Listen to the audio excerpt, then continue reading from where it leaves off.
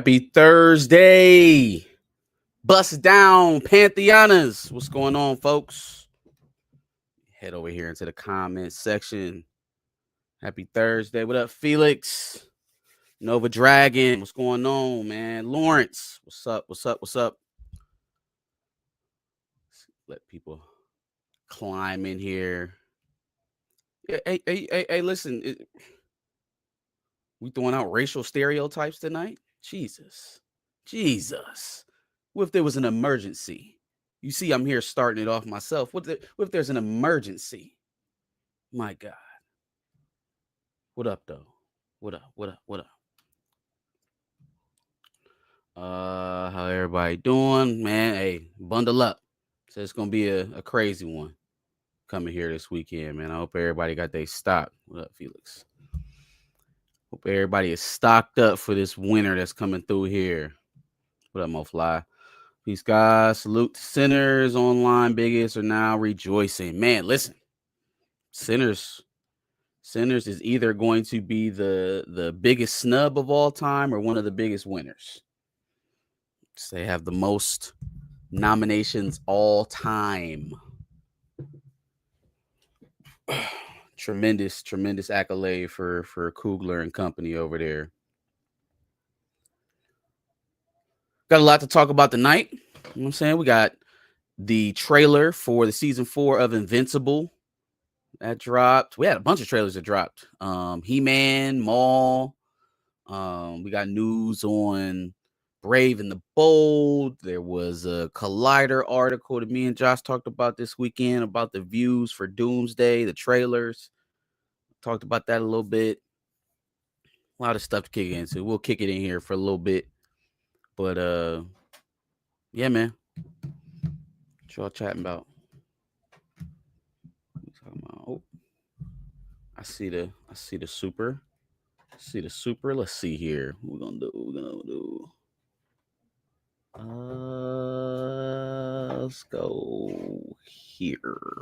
Count it up, count it up, count it up, count it. Can't take it when you die, but you can't live without it. See, at least you wanted to work today. Hey, you know what I'm saying? I just show up. You know what I'm saying? I just show up and do the gig. That's all I do. Rain, snow, or shine. I just show up and do the gig. I appreciate the tea in there, Lawrence. Appreciate you. Sit back over here. Let's see.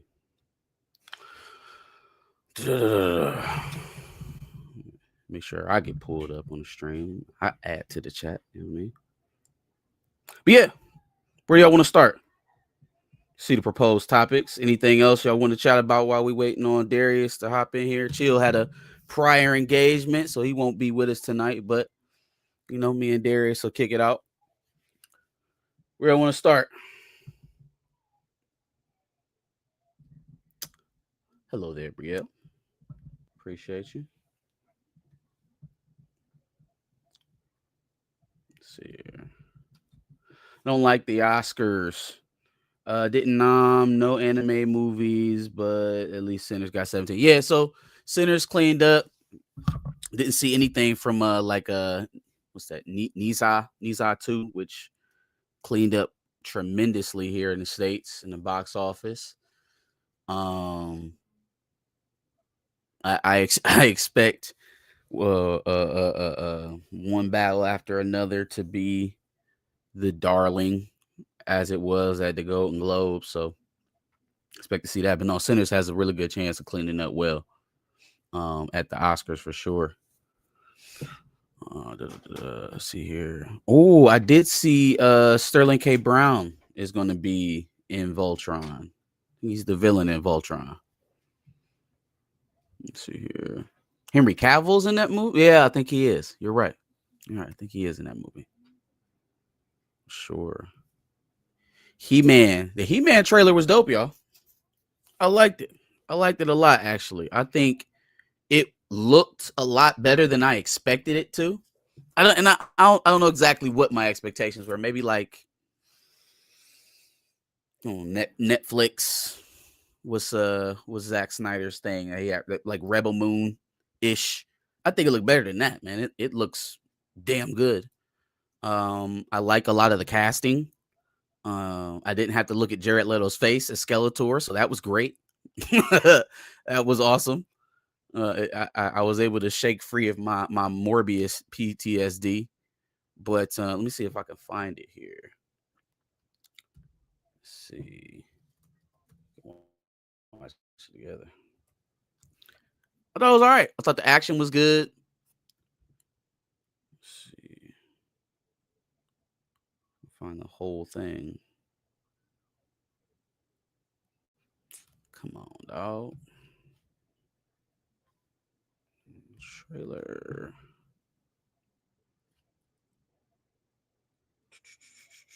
Okay, here we go.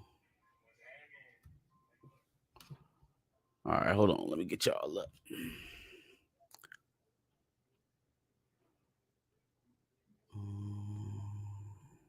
Okay.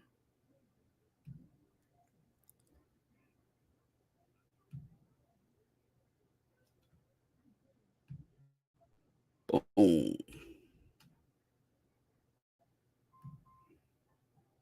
Spaceships. Hold on.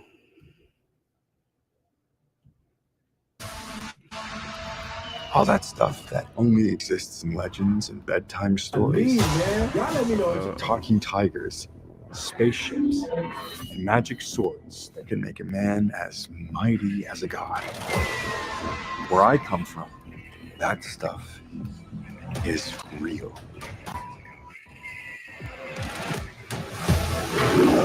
What up, D? Why did you send me away? I wanted you to be safe. So I sent you to a place I knew that they'd never find you. There's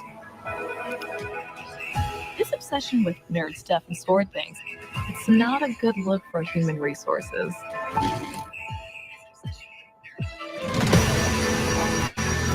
It's giving me a little bit but like that old sword school Thor. Like if they is would have gonna went show like me the way home.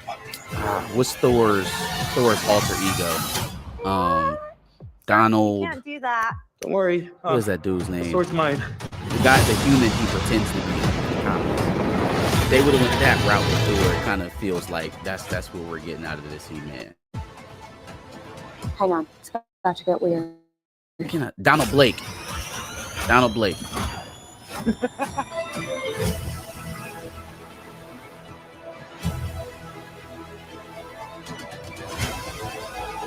Yeah, a little bit of Dungeons and Dragons vibe. A little bit better done. What am I supposed to do? Take the sword. You protect them. Idris Elba making an appearance. Idris. Donald Blake. Appreciate you.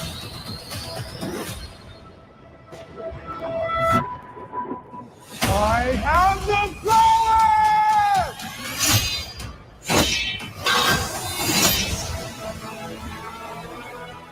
This is pretty dope. What did you think of the trailer, Darius? I thought The He-Man trailer. I thought the He-Man trailer was actually really good. I'm not a He-Man fan. I know it had I've said this before, it had a resurgence when I was in elementary. I know it's like a 80s, 70s show or something like that. It had a resurgence. They put it back on, re-released that. I know even action figures now for that show or for He-Man are really popular. So, or the Masters of the Universe wave stuff. Not the biggest fan of it, but I will be seeing this. It does look good. I know the characters. I know, the pop culture stuff, but I would say in terms of this era of television, I was more of a Thundercats guy. Like I could probably identify more with the Thundercats than He-Man, but I definitely remember He-Man enough for this to be exciting. And then again, I wasn't putting a whole lot of expectations on how this was going to look. So I feel like they're kind of ahead of the curve in that result. Like they're already beating people's expectations. The last time we saw He-Man was on the Netflix animated series, and everybody was mad because they got him out of there like second episode of the series or something like that. Everybody was kind of up in arms, but yeah, this is a much better presentation, a little bit more a little more true to the character, true to the spirit of the original show, like you said, from the 80s. When does this come out? When does He-Man come out? Is it coming out this It year? Is is it this 2026? year. It is this year, yeah. Where do you think this falls, right? Because I don't think this is one we've really been talking about a lot in terms of competing, for that top spot of 2026. Where do you think He-Man falls in the heat? It is coming out the same month that Spider-Man is coming out, so it comes out Ooh. June 5th. Ouch. Isn't Spider-Man June 9th or something? Brand new day. Yes, this summer, yep. Yeah, so it is coming out that same month. Yes. Oh no. Sorry, brand new day is July 31st. July. Oh, So, okay. Thought it was June. yeah, it's July 31st. I thought it was June as well. So I'm as far as movies that come out this year, because they always release that big thing where it's like the popular movies that are coming out this year and the dates and stuff like that. I don't remember where it fell, but I think just in general, this year is a big year for movies, so it will have. I don't know if it'll have competition in that month of June though. Trying to see. Let me see if I can But I find think when He-Man premieres.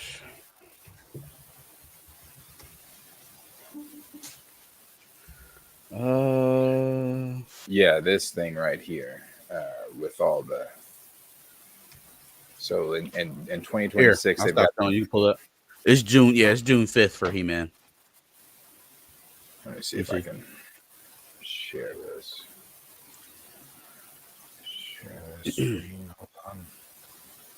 This here.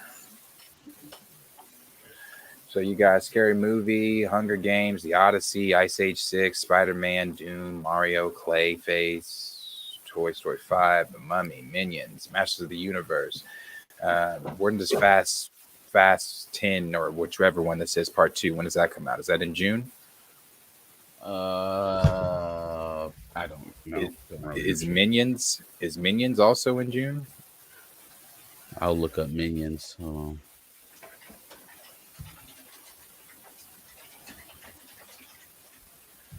Fast 10 is May 19th. Oh no, sorry, that was 2023. Minions is July 1st. Okay. And part 2 for Fast is April. Okay, so maybe it's only the only thing coming out in June, and if so, then it should do great. I mean, looking at this map that you guys set up, man, it's Masters of the Universe is right there. So I think what it could compete with, not necessarily in terms of time, but like box office. I think it'll be in the realm of Supergirl. I think it'll be in the realm of Clayface and Mandu Grogu. Does it get into that Odyssey, Dune, Avengers Doomsday realm? No. That would be like the higher end of their expectations. That would be like best case scenario, I think. But it could still do modestly well in terms of some of the stuff that's coming out next year. Even like the Mummy remake that's supposed to be, that's supposed to be coming out next year. Next year. I didn't think they were done making that. I thought they were still trying to get people back.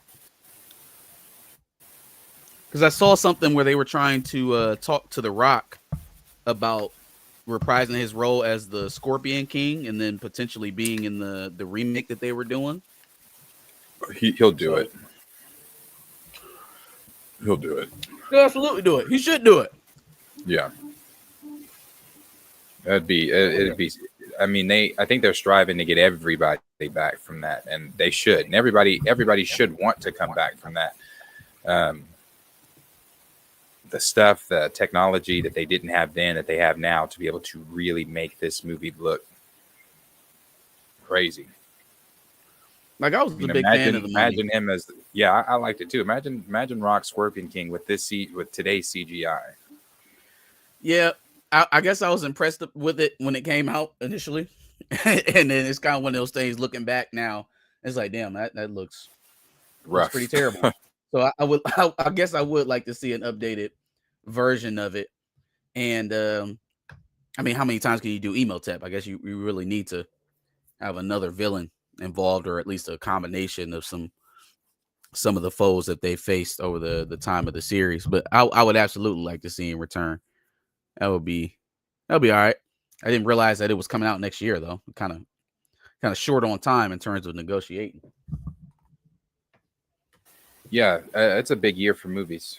Jumanji is not even on here. Jumanji 4 should be on here as well. That's the one. Actually, I don't know if Jumanji 4 comes out this year or not. But yeah, big year for movies. Big year for movies. There's a trailer out for The Mummy already? I don't think is that there's so many different mummy movies going on right now. Is that Brendan Fraser's mummy movie? Yeah, I was say we're talking about Brendan Fraser's one. I didn't think that one was done yet. But yeah, I mean, I would have missed if I didn't hop on Twitter this morning. I would have missed most of the stuff that dropped today. Invincible, Maul, He-Man. So yeah, we can jump on into another one of those trailers if you want. Yeah, the Mummy. Okay, so the Mummy remake. So you're talking about Lee Cronin's Mummy that comes Lee out Cronin's version. Yeah, that's April 17th, 2026. Fraser's The Mummy.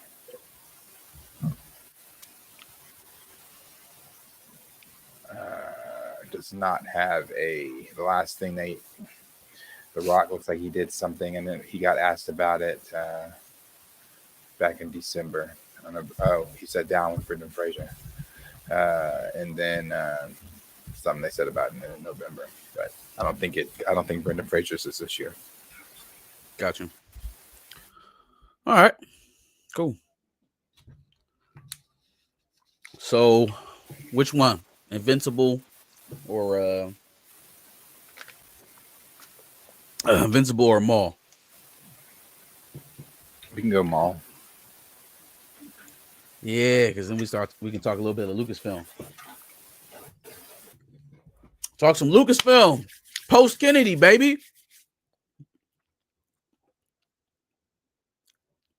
Talk some post Kennedy Lucasfilm.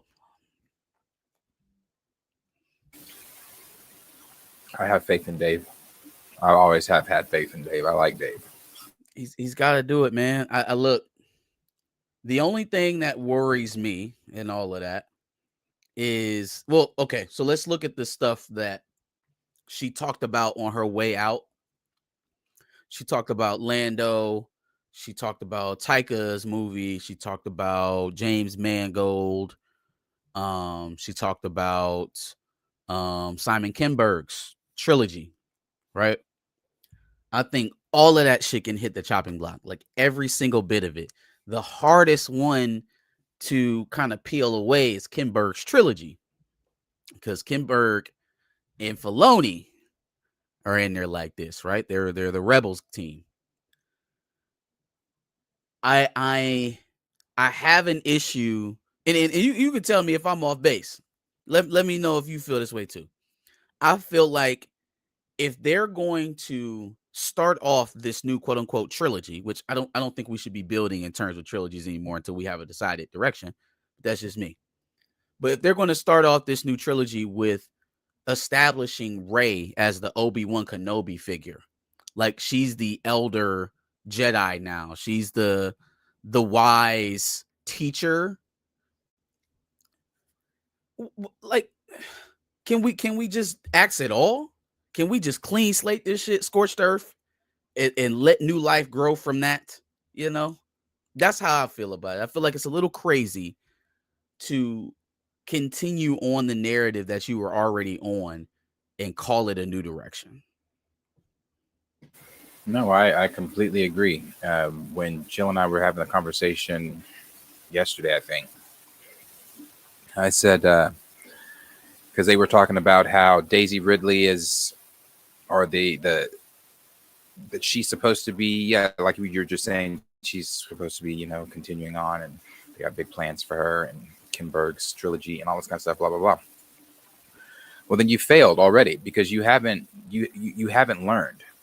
You haven't learned. The thing is, like you see Galaxy's Edge bringing in Vader and stormtroopers, and I'm sure we'll see a video from Galaxy's Edge at some point saying Emperor Palpatine has landed at Galaxy's Edge, Luke and Leia, things like that, Chewie and Han, the characters that people want to see. Now, I'm not saying I want to see another thing. Well, I'm not saying that we need to continue to, for the next 20 years, drag out, Luke, Han, and Leia. I'm not saying that. What I'm saying is, I agree on the axing it all, the sequel trilogy stuff. I mean, if you want to have it exist in as digital form or on streaming where you can go watch it, that's fine. But I do not think that you need to continue on with those stories. It's those stories, as I've said, I think 8 is effectively what really killed everything. But it's those stories that made the fans divisive. It's those stories that people don't care about. And now you're going to continue to do those stories. That doesn't make sense to me. But, if that's what they do, they haven't learned. You hit it on the head, man. Like, I don't think... Here's the problem. You have jaded the audience in such a way that if you signal any type of fealty to the old regime in your projects post Mandu Grogu, it's going to be seen as a continuance. It's not going to be a stiff enough break from what people were rejecting before, right? And again, I don't think it's general audience members that Lucasfilm was missing. They were still getting billion-dollar films, Solo obviously notwithstanding, but there were still some profitable films in what Kathleen Kennedy was doing. The issue is that they were jading the fan base. And so now the money you were making in the theaters wasn't translating to anything else. It wasn't translating to toys outside of Grogu. It wasn't translating to people going to do Star Wars experiences at the parks, right? That's what you're talking about with Galaxy's Edge and how big of a failure that was. So if that's the case, and you're trying to, show the fandom that this is going to be a different direction, you don't start with Rey. You don't start with Rey. Now, I think for me, the language I heard left a lot of that stuff to be up in the open. Like it's going to be up to Dave and whoever to go ahead and green light it and see what happens. We didn't even really get, we gotta, for Simon Kinberg, it was, what he has is great, but it's not there yet. So it's not even finished. The script isn't even finished. So in terms of, type of damage we'd be doing by not allowing that to get through, next to none, right? As long as whatever happens in Starfighter doesn't usher us there, then I don't know, man. I feel like this is pretty easy. This is a pretty easy landmine to kind of step around. Yeah, no, I agree. As I've said, I think Star Wars is an irreparable place. I think you're just the fandom is so divided. People don't look at Star Wars like they once looked at Star Wars, as we've talked about before. I don't even know if this generation, what are they, Generation Z or whatever they are? Yeah, they even know if they even pay attention to Star Wars. I mean, your son, his friends, are they in your ear about Star Wars? I mean, I just don't know. Our kids into this stuff. So it's like not beyond what you know from me. Star Wars Lego, but that's Lego. That's Lego. It's Lego in general is popular. I, as a Lego, me and Henry used to collect them. We had a lot of Legos. Legos in general are popular, but Star Wars as an IP, I will forever love Star Wars. But if they don't make swift changes to these characters, as far as making Rey the spotlight, such a they're not going to have new fans. Like I was listening to somebody today talk about it, and it was like, oh well, it makes sense Yeah, if you want to continue on the same narrative track that we've been on for a decade. And I don't think that's what we want. I think a new direction is probably best. And the fastest way you get there is having a clean break with the past. So we got a couple supers here. Let me do my thing. Let me do my thing. Hold on. Hello. Bam. Doing all these shows, I've been on the road, I don't care where I go, long as I get paid. Bad little vibe, she been on my mind. Hey, appreciate the 10, Lawrence. Most people under 40 don't know He-Man. Yeah. Well, under 40, give us a little bit more credit. Say under like 35. Under like 35. Most people don't know. But yeah, I would say most of the younger generations, millennial and underneath, probably aren't big He-Man people. Hold on. We got one more. You know it's hard out here for a pimp when he trying to get this money for the friend. That's a weird one, Michelle. Yes, money spent. It's just a whole lot of bitches jumping ship. Arthur, appreciate the $2. like Ray is here to Ray is here to stay. You folks delusional. Hey, okay. All right. I'm not delusional? arguing with you. Are we the delusional ones, or is Disney delusional? Yeah, I'm about to You're say, continuing to push. You're continuing to push a character that no one really. I don't want to say no one, but the majority does not care about at all. At all. And it's also a signal to what was there before. So if people were if Kathleen Kennedy, a producer who's been in Hollywood as long as she was, got ushered into her retirement because of how unpopular her work had become, why would you take the flagship character of her regime, of her time there, and continue to push it? It would be like, okay, so Trump is obviously going to leave the presidency at some point, right? Well, hopefully. And so when he does, the next person to take office is probably going to distance themselves from a lot of the stuff that Trump did, right? It would be stupid as hell to take some of the most unpopular stuff that Trump did and then tout it as your own and be like, yeah, and ring your fist about it like brand new day, right? Like that's it's counterintuitive. At that point, you might as well have just had Kathleen Kennedy stay if we were just going to greenlight all the stuff that she had going. And see, it's stuff like that. Like, I Am Too Fly. Cam was replying to Lawrence. Lawrence saying you'd rather see Ahsoka or Leia.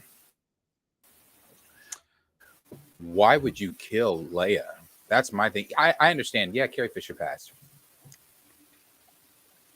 But her daughter at one point said she was willing to step into the role in playing her mother. You could have recasted the characters. You could have given her some sort of reason to not be seen, to be going off into a far place, where she's isolated. You could have done a million things other than kill her, kill Han, kill Luke, all in one fell movie, one fell swoop. Right. That was one of the, I mean, really, it could, what's wrong with what happened with Star Wars and what's wrong with Star Wars could be a stream on its own. And everybody's going to disagree and have their own opinions on, what happened and this and that. But really, discontinuing these sequel characters, discontinuing this trying to further the sequel story doesn't work. There's a reason why Galaxy's Edge just put Vader on the ground. There's a dead reason pathway. why they're playing. Yeah, they're playing the Imperial March and not playing whatever Rey's or anybody else's music was that they were playing. They know that people want to see the characters that they want to see, and Rey's just not one of those characters. She's not. And I feel like they've known that most of the time, but the person at the top, dictated otherwise, right? Like I don't think the idea that Rey was the only viable character left to tell stories about in Star Wars came from the people under Kathleen Kennedy. I think that was an idea from Kathleen Kennedy. I think that's something of the many things that you could blame her for. That was her machinations, because I don't. Dave Filoni is not. He was not the creators of Rey, Poe, and Finn in this whole other, generation of Star Wars characters. He did not drive that narrative. He did not. That was not his view path. So why he would be, intrinsically kind of tied to that story? I for the life of me I can't come up with a good reason, unless there's somebody in the back room with a knife to his back, like, hey, you better get the Kinberg shit in. If you don't feel anything else, you get that damn trilogy in. Man. And I agree with, I'm just reading the comments there, talking about the prequel stuff. You don't even have to, listen, it's not even the prequels, bro. It's not even the prequels. As I've said every time we talk about this, it's not as if they have to go hire these magnificent writers, or they have to go. You have 10 years worth of content sitting on somebody's bookshelf over at Lucasfilm. Yeah. You have 10 years worth of content with the characters Luke, Leia, Han, other characters that get introduced. Prince Izor. And they set the narrative of what they were doing in all that time in between the last time we saw them in their youth in episode 7, right? Because Leia was doing her general thing. Han went back to being a fucking space junk man, and Luke turned into a murderous school teacher. So like they already set the path of what was in between the chapters. They already defined what was happening in that meantime. So it's hard to go back and tell those stories now when they've already kind of tainted the memory. Just leave it all alone. Leave that shit alone, man. Go find something else to tell a story about. Yeah, that is true. That's why I respect the Starfighter move. Like, all right, let's break out and do something totally different.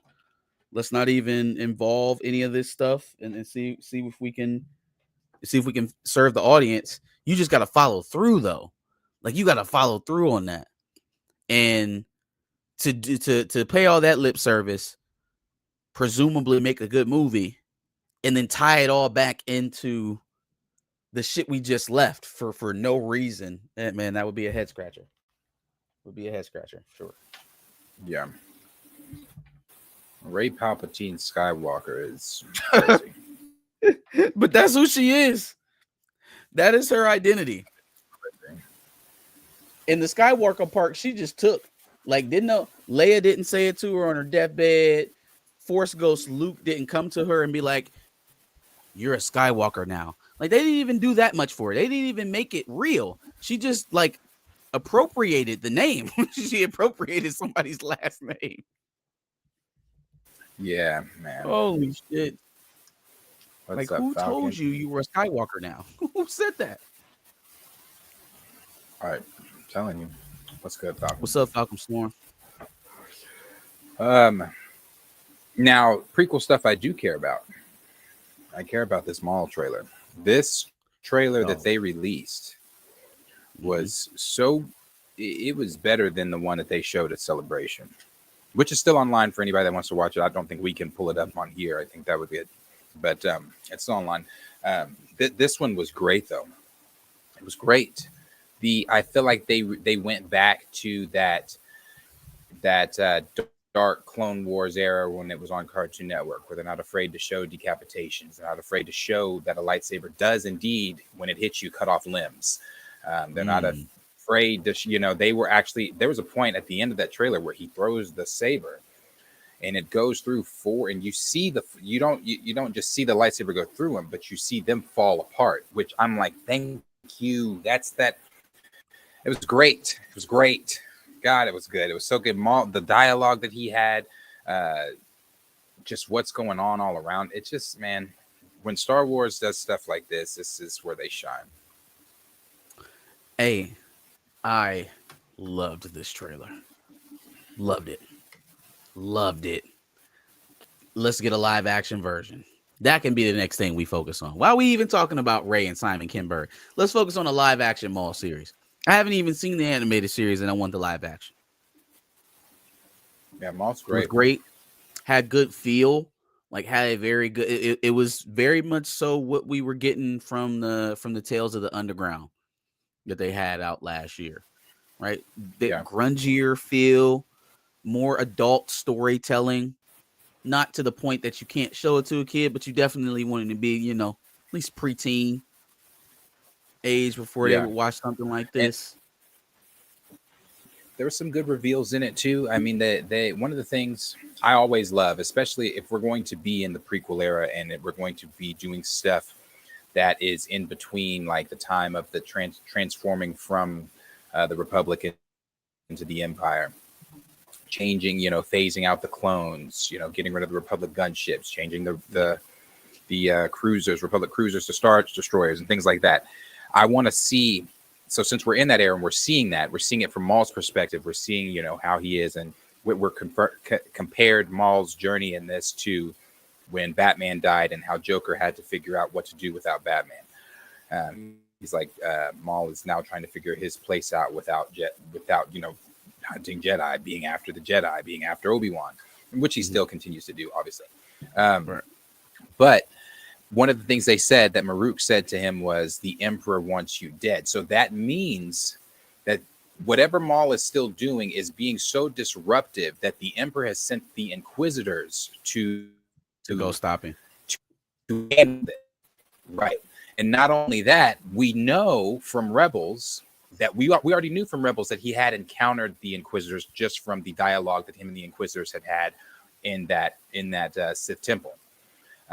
So we know that he's going to kill one of them. Which Inquisitor is going to be, I'm not sure. So that leads me to, I hope, I pray, I don't know that this is going to happen. I'm hoping it does, though. When the Inquisitors fail and the Emperor's involved, who gets sent next? Vader. So if he sent, and the only reason I say that is because Maul said in Rebels to Ezra, the one that they call Vader will be here soon, and I cannot beat him alone. Which kind of reference that maybe they had fought before. So I'm hoping that he takes down. This is, like I said, if the Emperor's involved, you're sending Inquisitors. He might kill one of those Inquisitors, not Maruk or the one with the mask, because Ahsoka kills them both. But if he sends there's other Inquisitors. So if he kills one of them, then it's like, okay, the Inquisitors have failed. So Vader, go handle this. No, a Maul Vader fight would send that series over. It would send that series over for sure. I want to let you know that I was watching A New Hope with my son last weekend, and I watched the Vader Obi-Wan Kenobi lightsaber fight with what y'all were saying in mind, and now I hate you for ruining those movies for me. So thanks. so thank you. Because now every time I see one of the lightsaber fights that I previously held dear in my heart, in the original trilogy, now I just have to hear it with Darius's voice in the back. This is a shitty lightsaber battle. It's super slow. It's in the back of my head. I like them. I like those. They're just slow. Mm-hmm. Luke's an Empire, man. They really beefed it up there. I like him and Vader's fight in Empire is great. Great. So that was Maul. A little bit of Lucasfilm talk. Do we want to see that trailer? Yeah, let's do it. You were saying you couldn't play the one from Celebration. Yeah, no, we can play that one. Gotcha. Yeah. We can play the one from today for sure. Yeah, the one from Celebration. You have to look that one up if you guys want to see it. Play this one. It's gonna be better quality, anyways. If you can play it, because I'm on Firefox and it won't play through here. Send to the go ahead, send Yeah. it to the chat. Yes. It was the 1970s. Give me a break. I said that. I was you must not have been in here last week, Johnny, when I was trying to go to bat with these mofos, and I was telling them I was like, damn, y'all know lightsaber fighting is a martial art form now, not in 1970 when it was making this damn movie. I I was give them fighting a for it, break. man. I do. But now I was watching it and I'm like, damn, man, they moving real slow. Darius was right. It's just when man, him and Vader, when the blast doors open and Ben, and they're sitting here. No, I was like, man, why you just disappear like that? Yeah. Is it in there? Pause. Let me go look at it. Doo-doo-doo.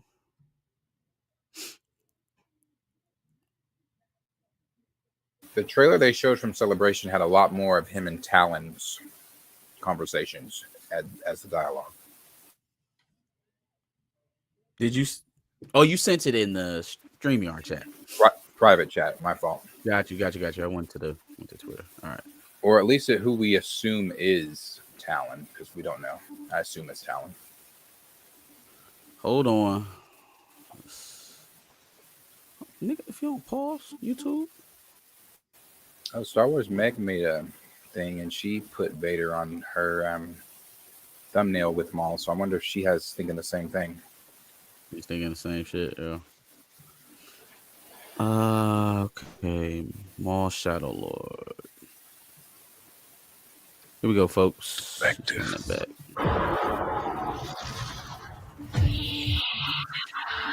Times have changed. I will show you the galaxy for what it truly is. See things from a new perspective. Hold on. That's mine. Well, it's let me stop sharing and then you share because it's sharing my screen. Oh, you're sharing. I thought you said you couldn't share. It won't play the sound. I can show pictures or whatever, but it won't play the sound because I'm on Firefox. Yeah, it's really. Hold on. So it's on me now? Yeah, now it is. All right. I'm going to run it back.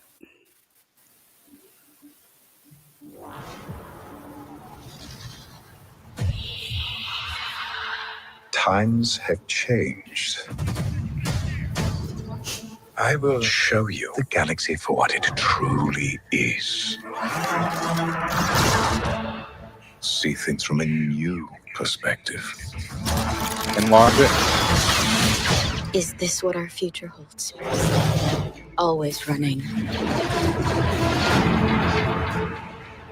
I invite you to look more closely. Make it bigger. What are we dealing with? Good question. And I offer you an opportunity.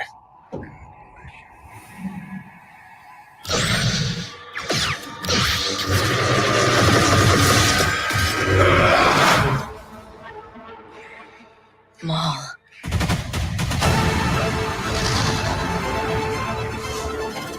We have all been made to suffer.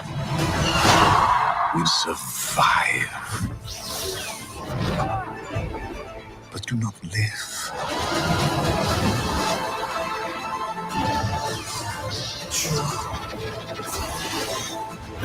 The Emperor. Is that Grievous? That's Maruk's voice. Chains can be broken. Hang on! You saying it dropped out of that crew, out of the starship. And empires can be shattered.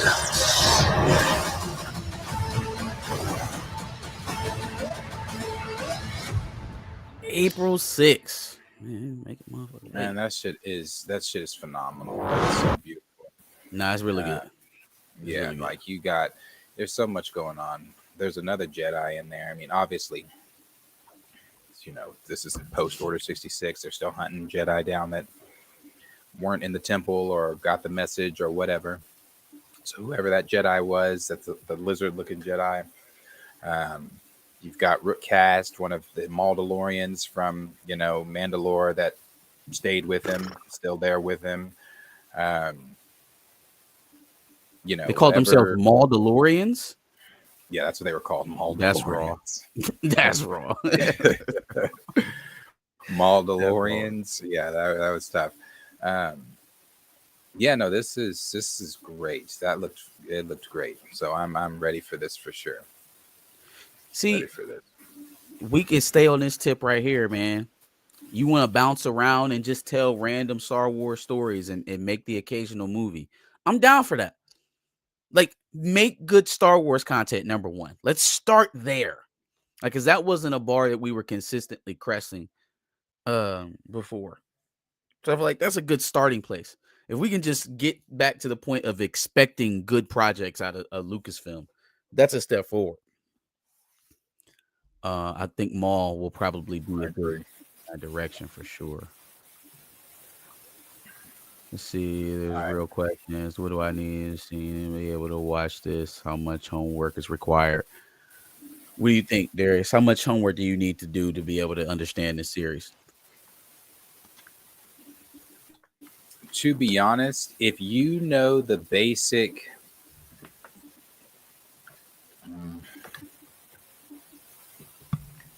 well, I mean, that's a little tough, honestly, because if you don't know anything post seeing Maul get cut in half by Obi-Wan Phantom Menace with his story, then I would say you have just a little bit of homework to do.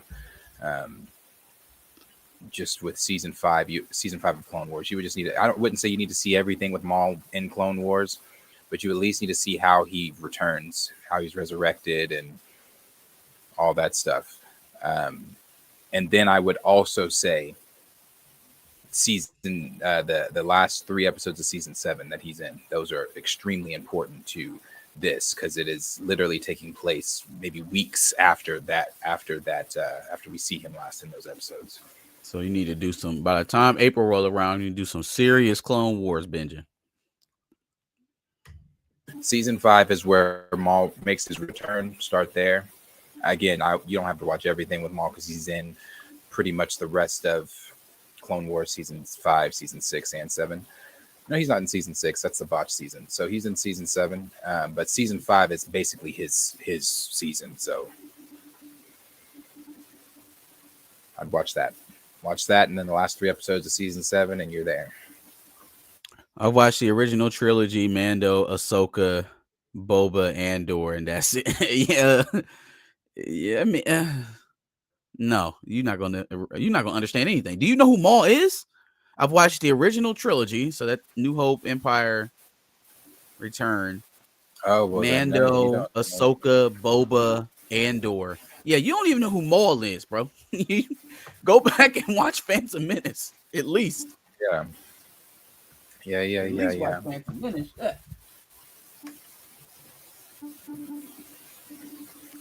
That's hella homework.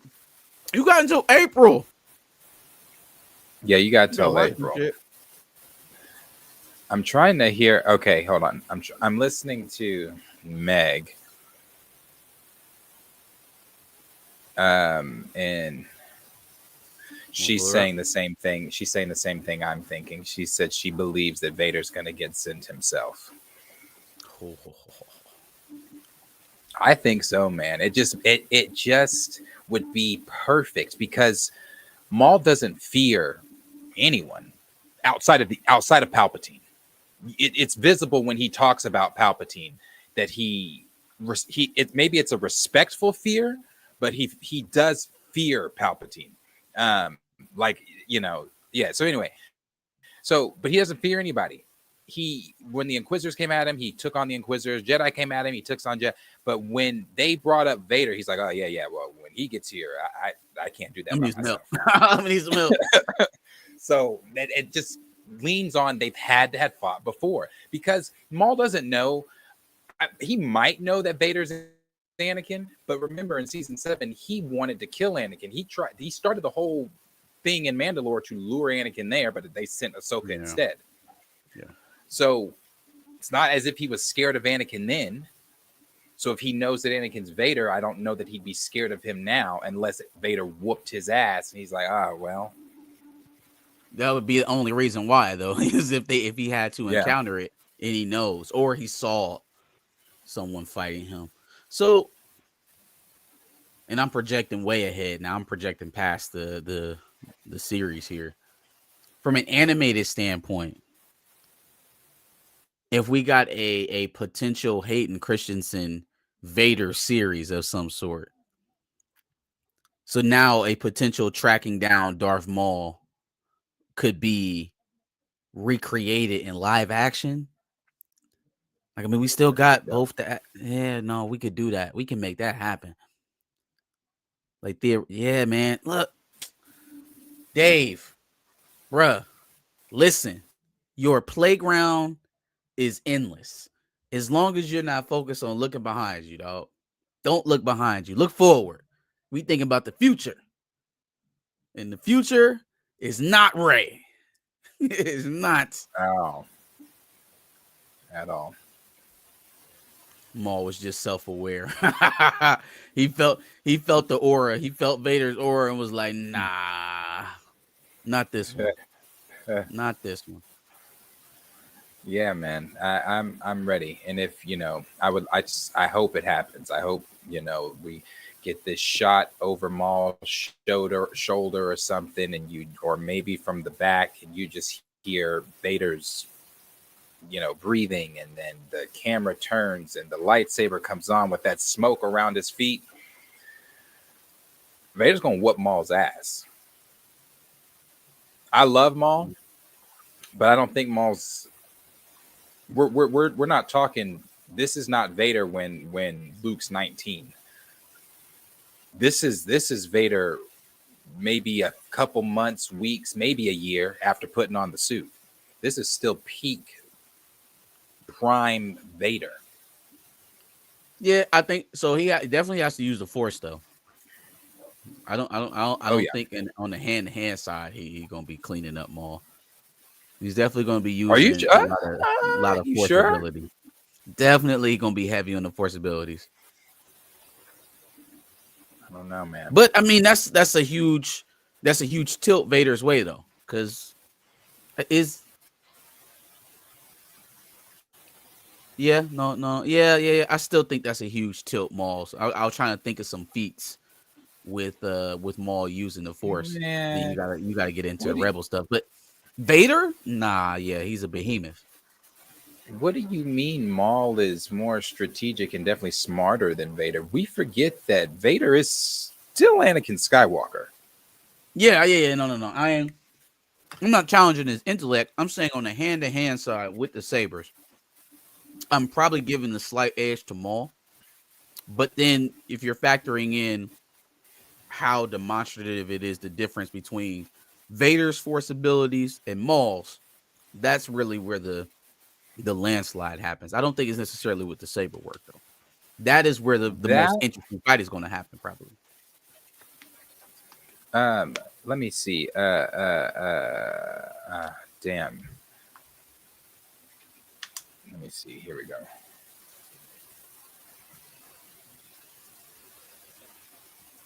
Hold on. Sorry. Let me. You won't be able to hear anything, but I can pull this up at least.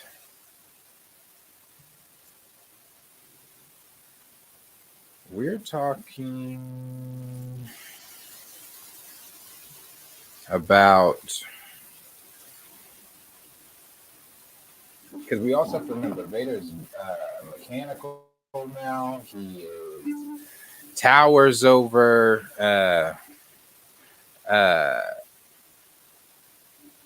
Maul. This is him again. This is not 19 years where Luke is, a teenager, and Vader's had 19 years under his belt from being. This is young, prime, strong as shit, 7 foot tall, Darth Vader. And like just the way he fights here is not. It's different. Let's just get to the fight.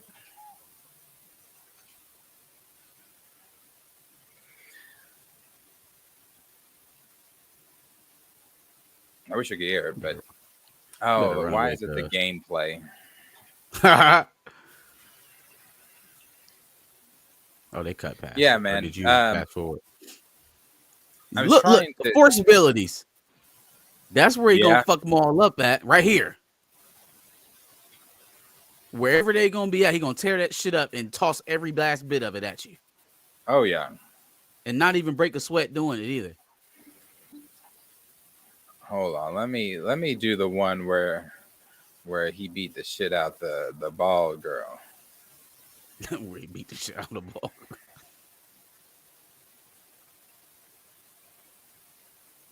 He beat the dog shit out of her. Why is it all this gameplay? Well, then you gotta watch that on your own. 'Cause we're not watching. Let's see. Oh, more force ability. Yeah. I'm telling you, he gonna get annoyed with Maul flipping and turning and spinning the double-sided lightsaber behind his back. He gonna be like, "Ah, get your ass over here, motherfucker. Come here." Ah. Yeah, a lot of talking.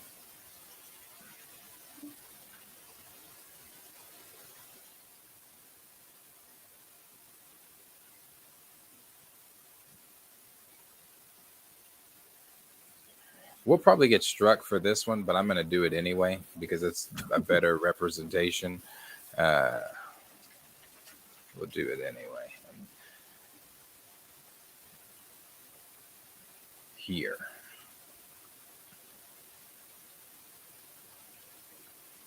Come on, load.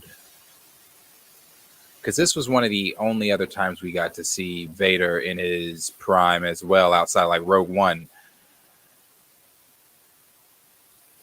Let's just skip to him and Ahsoka.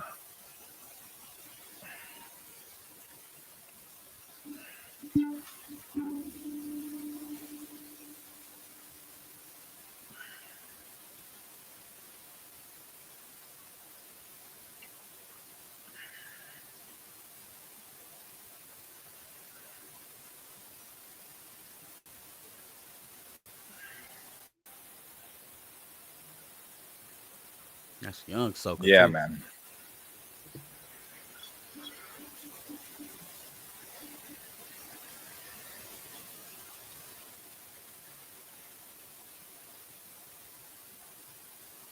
You better tell me he taking it easy on her because he already should have tuned her ass up. See, That's and your I believe Padawan. I believe that. I believe he's taking it easy on her. That's your Padawan. She already supposed to be up out of there. Look, ooh, more force ability. That's what he gonna do to him. He gonna get to a stalemate on the sabers. He goes and end up throwing a wall at his ass, a beam or something. Yeah, man. Yeah, that shit's great. Twilight of the Apprentice is that episode, but I'm drooling honestly for it. I want to see Maul and Vader fight. Yeah, I want to see it. Would be Fan dope. servicey, but I want to see it. Would be dope. Invincible. Yeah, let's go Invincible. Invincible's getting heated. Heating up. We're gonna have the Viltrumites approaching Earth. Grand Admiral Thrag has arrived. Do you Pulling think up. do you think do you think Thrag is gonna fight in this season, or See, I'm not a comic book reader, so I don't exactly know where all this shit is going. I'm not a comic book reader about Invincible. I haven't read the Invincible comic, so I don't know exactly where all this is going. I feel like after we got what we got last year with damn, what's the man's name? Missing the hand. What's his name? I forget, but I know the old dude that's fucking Yeah, everybody up. yeah, with the eye. they need a different type of threat. Like, obviously, this character is going to be even stronger, but like that's what they had when they had the girl show up, and then they had Homeboy with the eyeball show up. Like, it was supposed to let you know, all right, listen, this is not even you don't even know, right? So then they leveled up to Homeboy, and he nearly kills Eve, and it raises the stakes even more. So now I feel like the threat has to change. It has to become, all right, this is no longer a I need to stop holding back type of story arc. Now it's a more so of how do I protect everybody else around me? I think we've gotten past Conquest. Thank you. Appreciate it. Now that we've gotten past the idea of what he needs to do when a Viltrumite appears, it's how do we prepare knowing that the Viltrumites are on their way. That's why I think a lot of the scenes with with Nolan going back home, with Alan obviously going around recruiting still. We seen the damn the white tiger Battle Beast. We've seen Battle Beast pop back up. Like, all of our pieces to lead an army against the Viltrumites are starting to fall in place.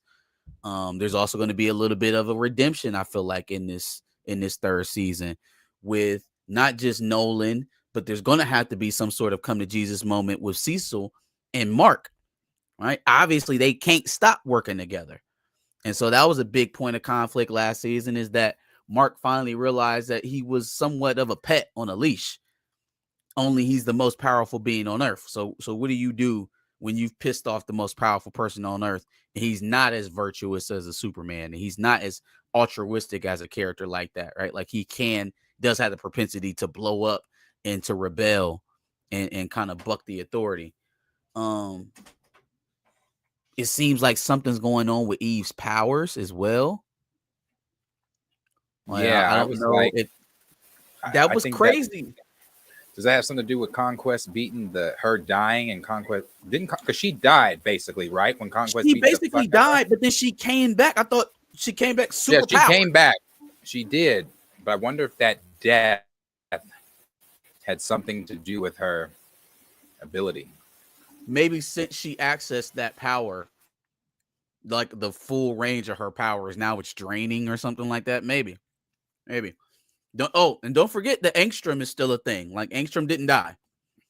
So I think whatever that threat is just kind of in its latency. It's just kind of sitting there growing and festering for whenever this whole situations with the Viltrumites maybe settles out a bit. But can't forget about And that whatever's character. going on with Demon. Yeah. I forgot about that one too. I think that one's gonna be more of a side plot. That'll probably be where Cecil meets his end, is when Demon makes it back topside. I don't know if that'll play too much into what Mark has going on, but I think most of this season is going to be them preparing for the Viltrumites' arrival. I think Mark's going to be going through his one of his one of his crises, one of his early life crises that he's been having here in these early seasons, and it won't be so much about him and his ability to protect. It'll be, all right, I need to have everything in line because I know what kind of threats are coming now. How do we protect the world? How do we put a shield? It's kind of how like Tony Stark was after he fought the Chitauri, or after they fought Ultron, right? After he talked to that lady whose son died in Lagos. Like, when Tony had that realization, like, oh shit, Yeah. we're really the shield to the earth right now. Like, we can't be fucking around. We need to find a way to do this a little bit more structured so that people don't die. I think that's where Mark is at. He's entering his Iron Man 3 phase, where he's no bullshit and he ready to work for the man, maybe a little bit more than what he was ready to work for before, because he realizes the threat is so great. Yep. And he's gonna have to trust his dad. He's gonna have to trust Yeah. Nolan. Definitely gonna have to trust his daddy, which is a tough ask. But I feel like it is a tough ask. What's Orange dude's name? I always forget his name. One eye. Alan. Mm-hmm. But he has a good relationship with Alan. So if Alan tells him, look, bro, I've been through some shit with your dad. That Your dad tried to kill himself. He tried to sit there and let 2 Viltrumites bust his head open. Yeah. Alan will be a good character witness for Nolan, but the problem is that Nolan he's kind of beyond having a friend vouch for him. You know what I'm saying? He beat his son within an inch of his life. So yeah, it's kind of tough. What was really gonna be awkward is when he pulled up back on the house and talked to Debbie. Debbie was a pet. You know Man, what I'm saying? I didn't really love her, and I've had hundreds of partners. Man, what is that conversation gonna be like between him and Debbie? Like, I thought the same thing, because when that very first season, when she's standing with Cecil and they're listening to him tell Mark that I looked at your mother as nothing more than a pet. I'm like, oh shit. Yeah. that shit is crazy. Yeah. He was wilding. Shit. Let me see if I can. You can pull up. Keep going through the comments. I'm gonna see if I can pull up. I mean, they're definitely gonna talk. They're definitely gonna have to talk at some point. She's raising his other son. Yeah. Now, ain't that about a bitch? I'm a pet, and you just sent your little Jon Snow baby down here for me to raise. Damn. Yeah. Damn. Yeah. No, that's humbling. That's humbling. Not only did the But man, she's also got a new man. So man, that nigga about to run. she's with the detective dude. Or not, he's not a detective. He's going to run. What is he? What is he? He's a real How does she estate know agent. him? He's out of there, boy. Yeah, He's yeah. gone. He is gone. All right, hold on. All right. Get that there. How you do that there?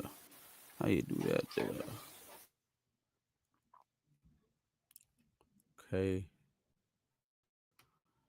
Hold on. Let's get that up there. Things are changing. Backington. Back. There you go. Mark, take a night off. We don't get to take a night off. If I'd actually killed Angstrom the first time, so many people would still be alive. I'll do anything to stop that from happening again. It's not who you are, Mark. But trauma like that breaks people. Things are changing, Mark, and not for the better. Oh, God. We'll figure this out, okay? We need to show the world that even after everything that happened, the Guardians are still here, fighting to keep everyone safe. Come on! From what might be coming our way. I'm sorry, Mark. We need your help. How do you feel about war? The Viltrumites will always be a threat to Earth. But each day, we add more allies to break their hold on the galaxy. Together, we have a chance to end this war forever. I can help. How much does this job pay? Oliver, No goddamn tricks this teenager. How do I know you're telling the truth? You'll have to trust me. There will be loss. There will be sacrifice. I'm sorry.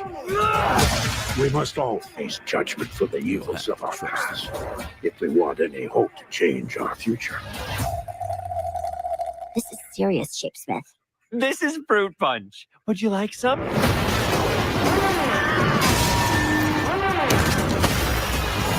Is everyone ready? Yes!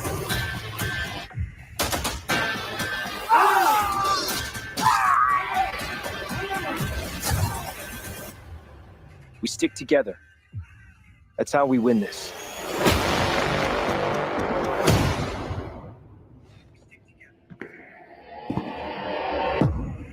Leave no one alive.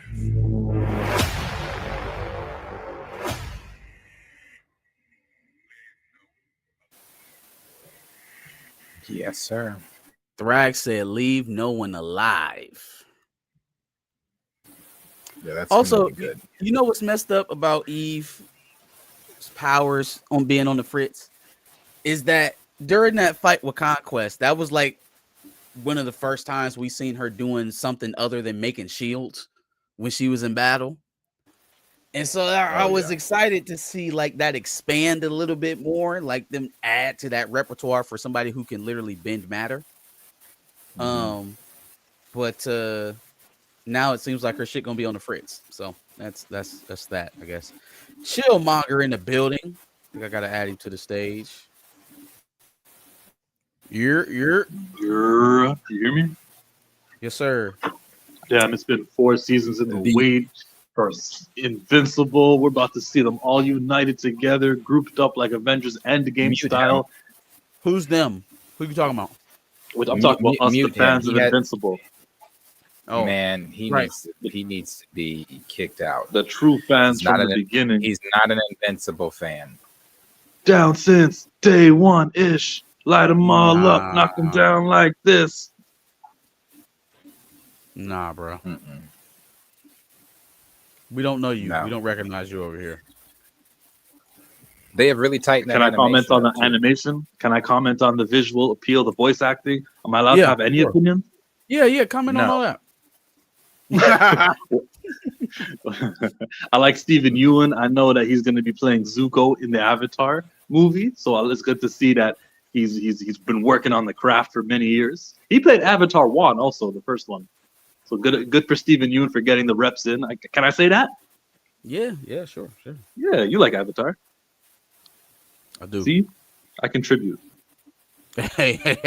He called Thrag Freddie Mercury. That's funny. Yeah, no, I think this is going to I think this will be the season of Invincible that breaks a lot of Prime streaming records. I think this will be one of the more viewed ones because in terms of anticipation from the comic book Invincible crowd versus where I believe most of the television crowd is right now, it feels like we're at a point where there's not so much story to slow down and tell. Like we're at a point of escalation in the story. So this should be one of those viral moment type of series. Similarly to how the series started. Right? Like the first season of this show was the so opening, banger. Man, banger after banger after banger after banger. Every episode ended on something major. with jaw dropping. Like what? Yeah, shocking. I think we're headed back into that territory if you know some of the things that are rumored to happen actually happen. Plus, I mean, we've got one of those overarching world-threatening events, so that's always heightened the tensions and the stakes. Yeah. What say you, Jill? 100%. We also talked a little bit about the Maul trailer and prospective things to come from Lucasfilm. Any thoughts on either one of those? I also have faith in Dave Filoni, and I'm liking how week 1 went. I'm looking for, an announcement of a movie, but so far so good. And it does feel like nothing that is been in development hell will actually come out from Lucasfilm. I think we are starting from zero. He just hasn't said so. And I wonder what's the strategic advantage to not saying everything in development is now gone. I'm starting from scratch. So not even the Kimber trilogy. You don't think that's going to survive? Unless that is, the first thing that he wants to do in his new era. Because the Kimber trilogy is something he would have been the chief creative officer by the time that was conceived. Do you feel like moving Rey into like an elder statesman role, an Obi-Wan Kenobi figure in the next phase of Star Wars is a mistake or a disqualifier? Yeah, and it's a huge mistake. If she's one of the Jedi Masters, including Ahsoka and Ezra and maybe Quinlan Vos, I'm just naming names. Yeah. Like if he's one of them, she's one of them, fine. Yeah, you're amongst everyone else, but I just wouldn't like hang my coat on the Ray rack. On that. Yeah.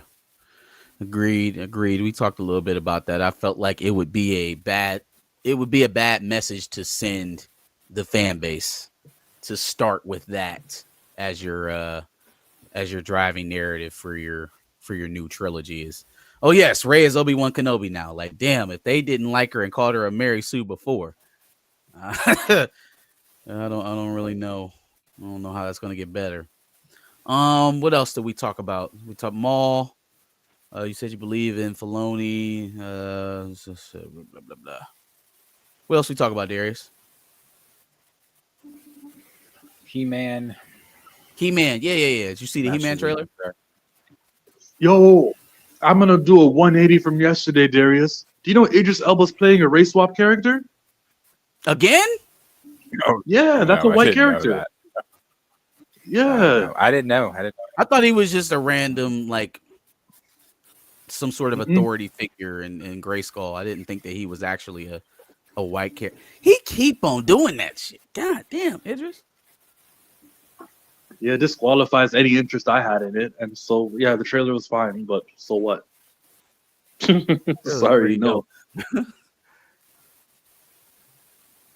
Damn. I just remember. I forgot all about I knew there was a catchphrase, but I couldn't remember what the catchphrase was. I had to look it up earlier today. But that I have the power. Now the power of Grayskull. I have the power.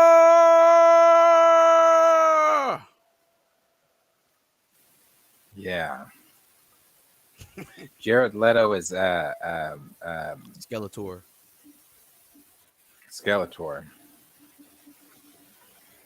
It looks good. It looks cool. The fight scenes looks cool. Because you didn't see his face, and that was my biggest worry about him being in the movie is, are you going to hear his voice? Are you going to see his face? If both of those aren't gone, then I think it'll go well. This might be Jared Leto's last role. I don't think anyone's going to trust him after Morbius didn't do well and the Tron movie didn't do well. Yeah. Yep. It's unfortunate that that's the reason why people have to stop messing with him, and not the erroneous weird charges that he has. But every dog has his day, I suppose. Let's see, Invincible, Maul, He-Man.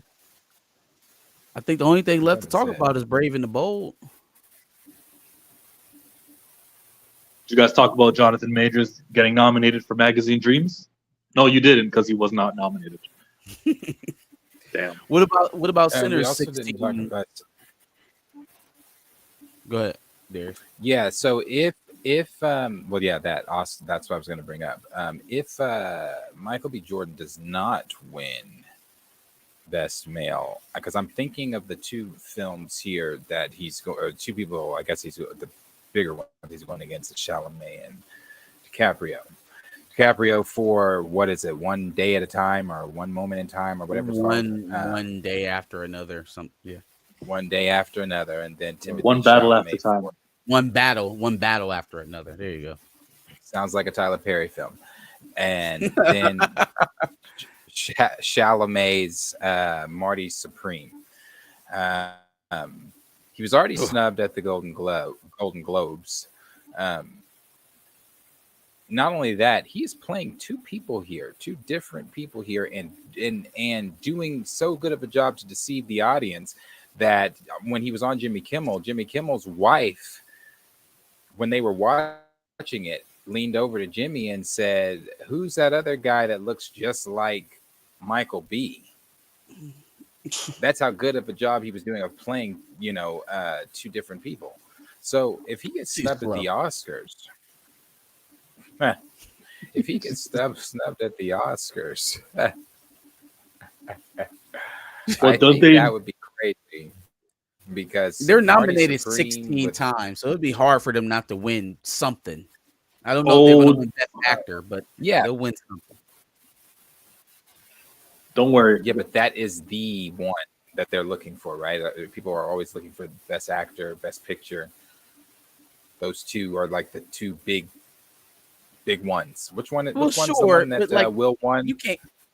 He won that Will won for. I think it was That they Best want to take actor, away after he King slapped Richard, her. Okay. leading Yeah, actor. yeah. That's like that's one of the big ones of the night.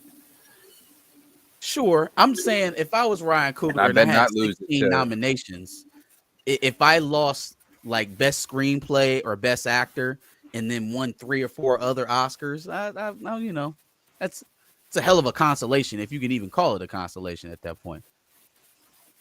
Because otherwise, what's the point of touting the amount of nominations you have overall if you only really care about best actor and best picture?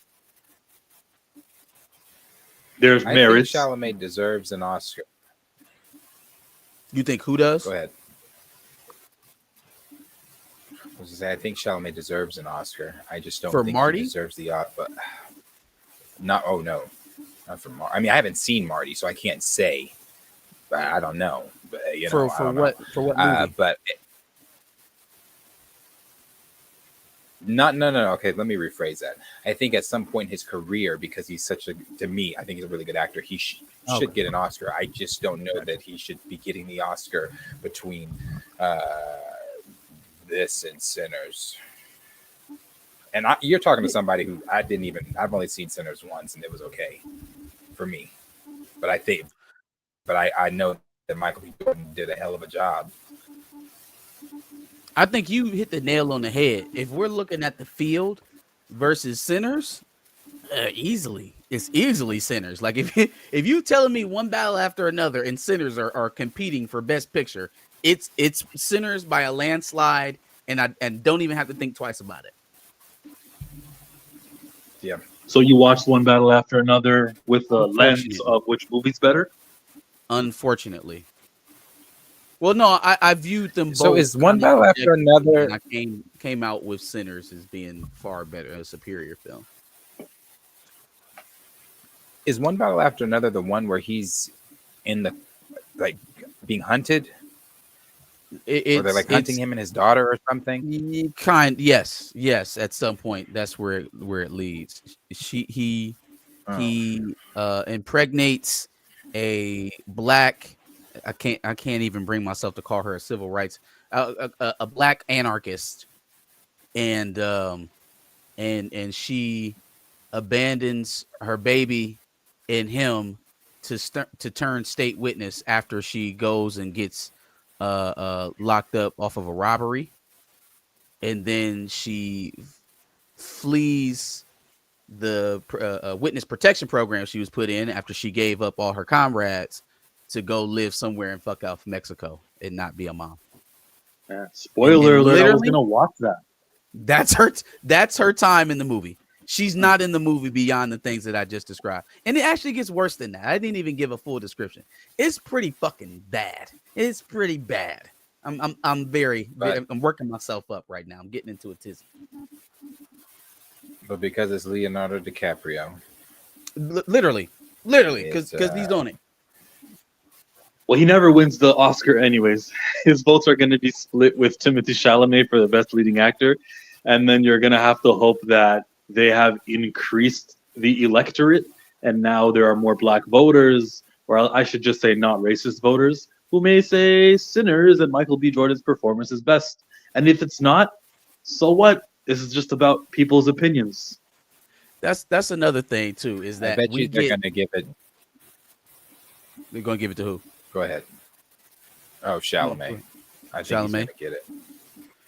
I would say you kind of hit the head on the head, Shill, is that we get suckered into like debating who's going to win these things, and you gotta snap back into reality and remember there are folks in a back room lobbying to win these awards right now. It's not about who had the best film. It's not about that part right there. The audience cared about. It's about the very accessible judges and how amenable they are to the people who are going and lobbying for these films to win these awards. It has absolutely nothing to do with merit.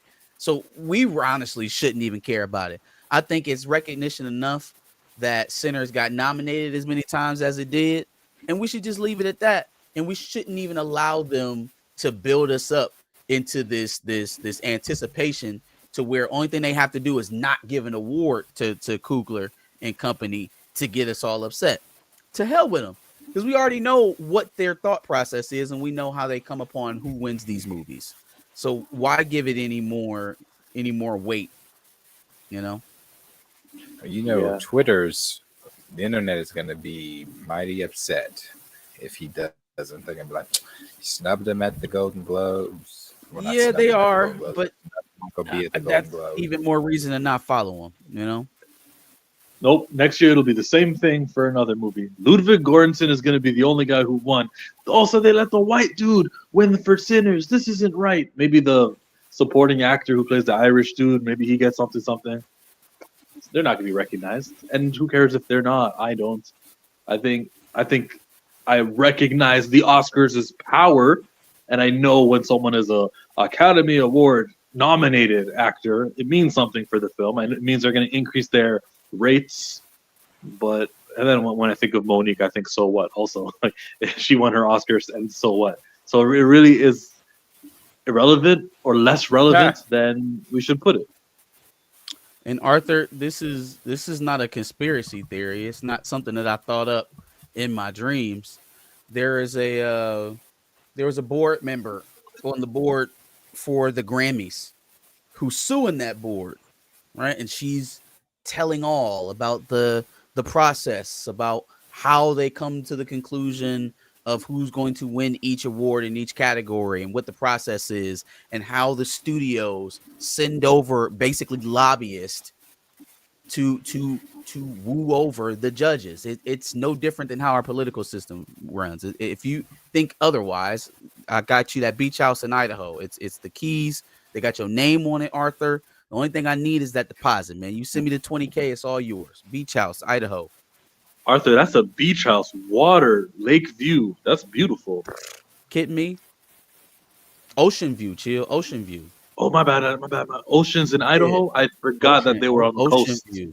Absolutely. Right. Yeah, man. That's I think it'll win something. It'll win something. Is it gonna win Best Picture? Probably not. Grammy, sure, but this is the Oscars. Okay, yeah, no. You're right. My bad. I apologize. My bad. What was I thinking? This is the Oscars. Woo! You sure set him straight. I think the last thing we got on the docket tonight is Brave and the Bold. So they have found their writer. Be that what's his name, James Gunn and company. They found their writer for Brave and the Bold. It is going to be none other than the writer on Birds of Prey, the writer of the Flash movie. Her name is Christina. Hold on. Milian? Nah, it would probably be a better choice if it was Christina Milian or Aguilera. What's your name, girl? What's your name? And she did Batgirl and Birds of Prey. And she did Christina Hodson. Yeah, she did The Flash, Batgirl, and Birds of Prey. Her name is Christina Hodson.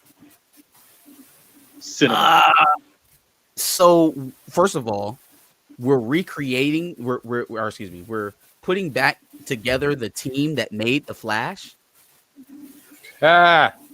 This is why I said when I attribute not canceling The Flash as a knock against James Gunn. Because he looked at that film and released it as is. He seen that film and was like, okay, yep, that's good enough. Go ahead and get it out. And not only that, but was like, you know what? I think I could use you guys next. I think I could use you again down the road. After they made the least profitable DC film of all time. I think the least profitable superhero movie. The least profitable superhero movie until the Marvels. And he looked at that and was like, I'm going to use y'all later on as a team. I ain't even going to split y'all up and put y'all with different directors or different writers. Y'all going to work together again. And not just work together again, But I'm gonna put you all on Batman.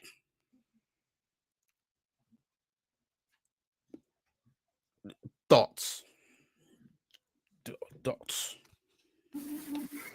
I don't care. Man, well, he doesn't care because he Flash, but I'll let him go first. Go ahead. You don't care? Why don't you care? Why don't I care? I don't care. How do I say why I don't care? I feel like usually there's a reason for caring. Not caring doesn't require the reason. I just don't care.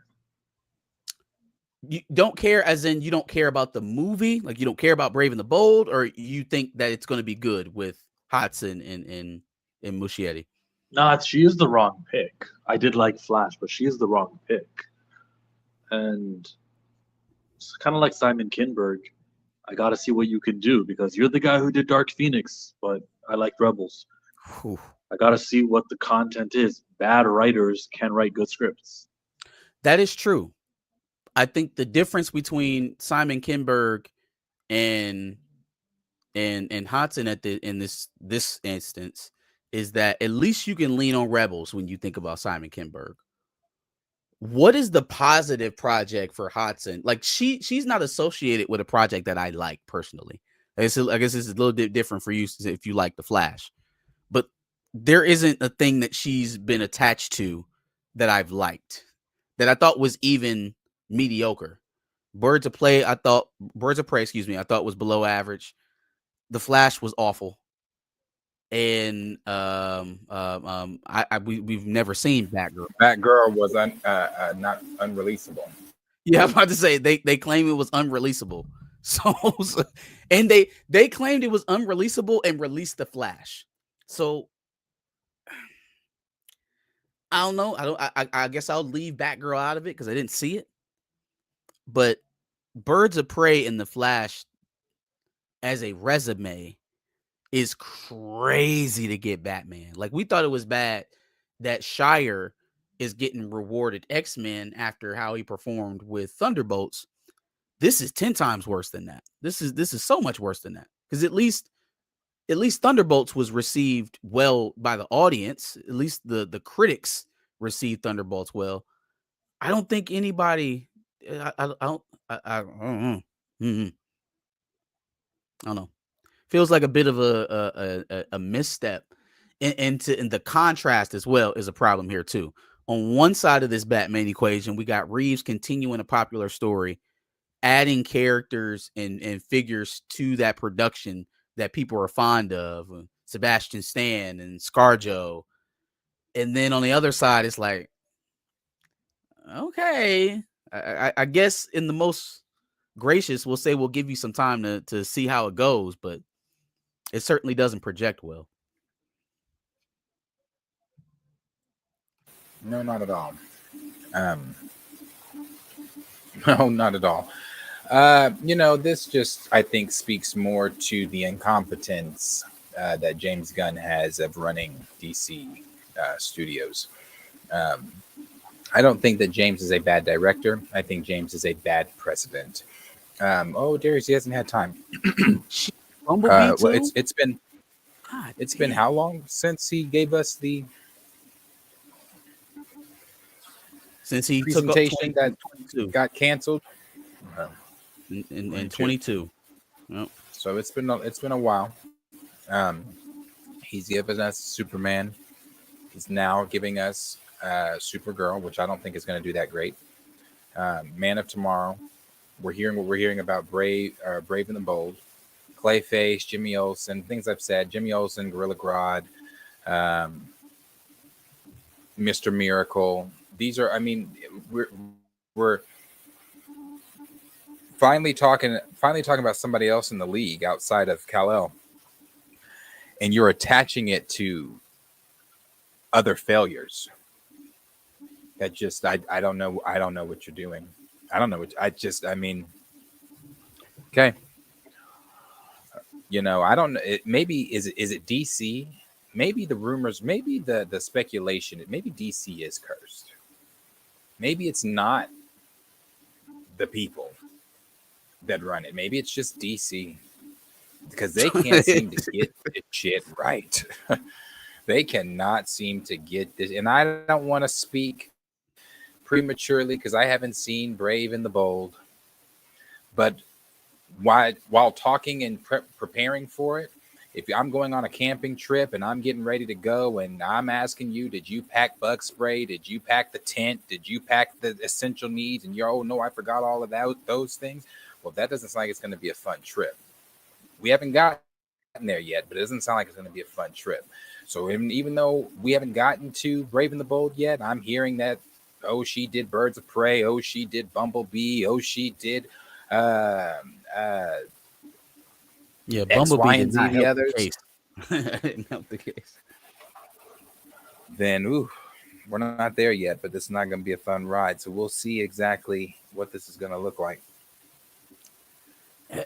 And that's on top of a decided narrative for Batman even before we hired a director or a writer, right? Like we already kind of decided that we're going to be doing Bruce with Damian Wayne, so like a completely different era for Batman than we've seen before, which, or at least in the film aspect, right? We haven't seen that just yet. Which is not necessarily bad. I just think it's an interesting part or interesting place to start. You know, this is your introduction to your universe as Batman. I think introducing Batman as a father kind of takes a part of Batman's arc away from the character, kind of. Like it takes a piece of his journey that's integral to his character away. And I guess you can kind of expect the audience, after all these years of seeing one of the most propagated literary characters in American history, Batman, you kind of know a story, right? But still, you're introducing them to Yeah, another generation of viewers, though. Like you still but have to kind of go through the steps of establishing who Bruce Wayne is, even if you're not going to do a full blown on origin. So starting him off as a dad, oh, and by the way, his kid is Robin. There's a lot of space you got to fill in there. there is, and yeah, we said I don't need to see what goes down in Crime Alley again. We don't need to see the Waynes gunned down again. We never said skip Bruce's youth and His entire comeuppance. Yeah, Like, we just said we don't need to see the Waynes gunned down again. We know that happens, but skipping all of this and jumping right into him being a father, like I said, I like Damon a lot, but this is, I don't know. It's like, I don't know. Okay, so how do you do that, and then how does that then change the story of the League of Shadows? Right? Because I mean, obviously, Damian is a product of that, but so is Bruce in a way. Like, not even Bruce, but Batman is a product of the League of Shadows. Does that change the story if you tell it kind of in reverse? If you reverse engineer it as, oh well, this is Talia's son with Bruce, and then, oh, by the way, Bruce was a student of Talia's father, Ra's, way back in the day. Do you kind of like reverse engineer the story, since now Damian's already here, and tell that piece of it first without really going back into Batman's origin in that part of it? Because otherwise, if you're saying they'll change the origin, then they'll change the origin. It's the science fiction genre where anything is possible, and they'll keep certain things and they'll drop other things. It's a 2-hour movie. They don't have 80 years of comic books, or they don't have the time to explain everything the way they want it. They'll just say, well, in this universe, this is how the Al Ghul family works, and get with it. He's not wrong on that either, because Gunn already kind of said that, what was his wording? Damon's backstory will be different, a little different. Okay, so he's changing things. Yeah, I don't think that does you any favors. I don't think it does you any favors You're either. already, but he's changing it. You already asking the audience a lot to like pick up in this unconventional spot for this character. And then now what they know of the characters that you're trying to introduce is different as well. You're asking them a lot. You're asking them a lot. And again, there's going to be this very, very present other option to enjoy. They don't have to watch this version of Batman to get their Batman fix. It's just an interesting Yeah, see, spot. that's where again it gets the writing, I think, gets a little more clear on the wall of who's going to be the dominant Batman moving forward. And it's definitely likely looking like it's going to be Pattinson's Batman and that entire franchise on that side moving forward. Because I don't know, man. I don't know.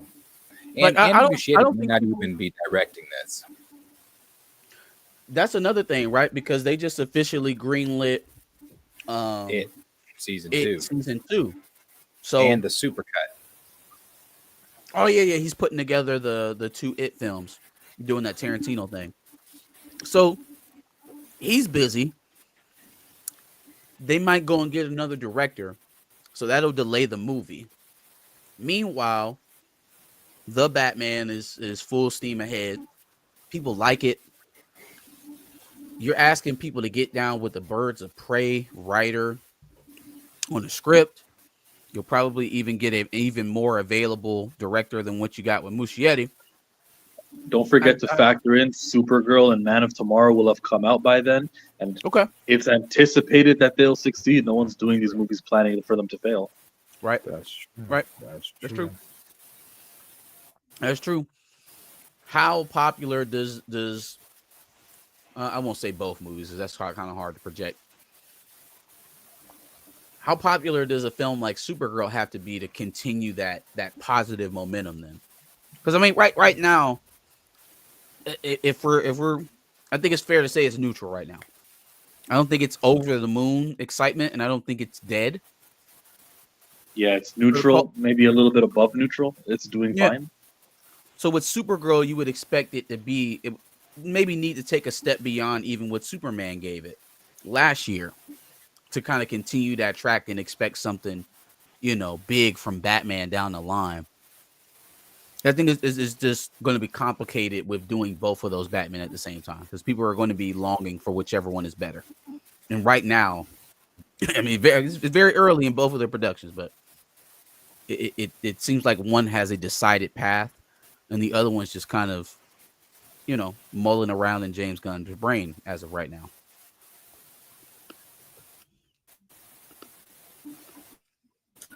Oh yeah. Yeah. Time will tell. Jill made a good point there too. Those Supergirl and Man of Tomorrow would have been out by then, so time will definitely tell. Yeah. I mean, but so will the Batman. Like everything will be out at that point. Whenever we get Brave and the Bold.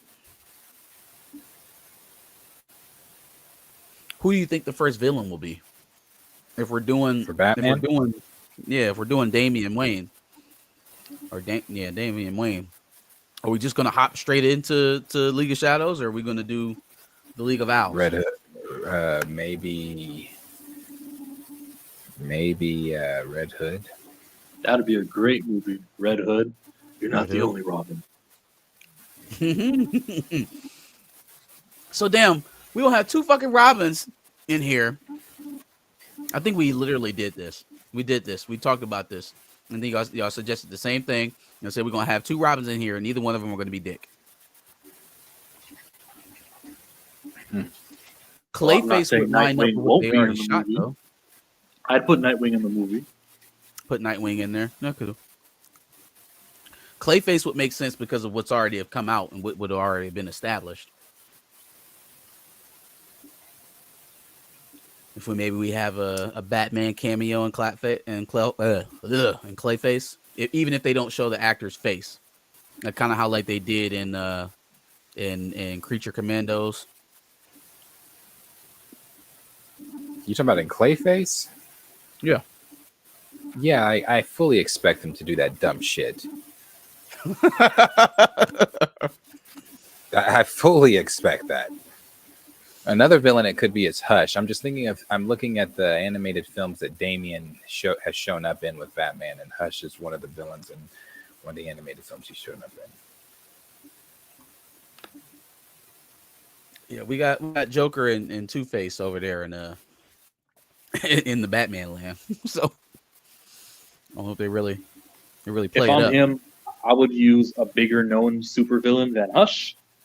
But I would. I'm not him. I would too. I would. Yeah, too, you honestly. need to make some money, bro. Stop it with the Booster Gold and Mr. Miracles.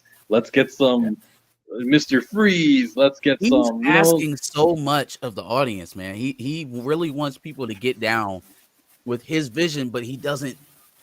I feel like he's not paying enough fan service, and that sounds very easy to do, but that's because it is. It's because it is. You have, and at the same time, Marcus, all these risks can pay off. Every single one of these things can succeed.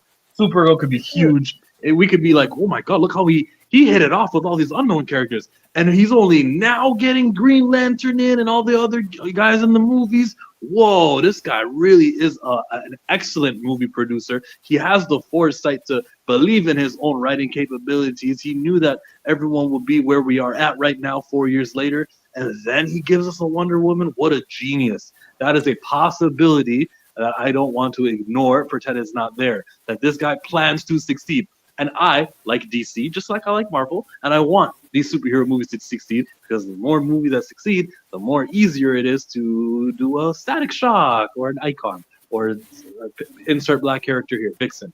And so I'm going to root for it. You're not wrong. I would say it's possible in that it's a anything is possible type of thing. And the reason why I say that is because the things that he has greenlit feel so personal. It feels like he makes sense of the things that he wants to do, as opposed to wanting to do the things that make sense. He sort of kind of puts himself in this mind state of, oh, we can make this work. I don't know if this is more of a personal thing than we're talking about, what should or shouldn't be done. But from a personal standpoint, if I was wielding the type of heavy hitters that James Gunn had at his disposal, I would find it much easier to do what is already being asked for, as opposed to try to get people on board with what I want them to get on board with. You know what I mean? It feels like he's fighting this uphill battle that he doesn't have to, by trying to break through characters that nobody's asking you to break through. Well, we have a 30. Sorry, keep going. Sorry. I was gonna say, we have enough character rehab to do within the Trinity. You got enough character rehab to do with Superman, Batman, Wonder Woman, maybe even Flash, than to be trying to convince people that, like you said, Booster Gold and Clayface and those type of figures are going to hold up the universe. And should he fail at this, at the characters who are less than, what is he stuck with? It's not like he's casted a Batman yet who's like 44 and oh my god, we don't have time. The only guy is Superman, and that dude's 32. His Supergirl is 26, Millie Alcock. It's like he went to this uphill battle, but he equipped his soldiers for war. So he's fine. He can make a stumble. And maybe as soon as the first stumble, he will cancel some of the stuff that is risky and forward the Wonder Woman or Batman's story. How far down the list do you think he gets before he cancels? Is it Supergirl? Is it Man of Tomorrow? Is it Brave and Bold? The answer to your question is he will not fail. He'll never need to cancel. No. We can assume that he's going to do well, but let's say on the other end of the spectrum, how far do we have to get down the list of production before we make an adjustment? Oh, next is Supergirl. So that's in June. So let's, I don't know. You want me to pretend that he's going to fail Supergirl? Fine, I'll pretend. It only makes 300. I'm asking you that if Supergirl underperforms, is it time to change the directive, or do you give it Man tomorrow? Yeah. If Supergirl doesn't do well, by the time the movie is out, they would have already filmed Man of Tomorrow, correct? So you probably can't pivot too much, but you definitely don't plan Supergirl 2. No. Yeah. Yeah, just the first mishap, the first, like, if Clayface only brings in 30 million at the box office, you have to say no more stupid lesser No more characters. stupid stuff.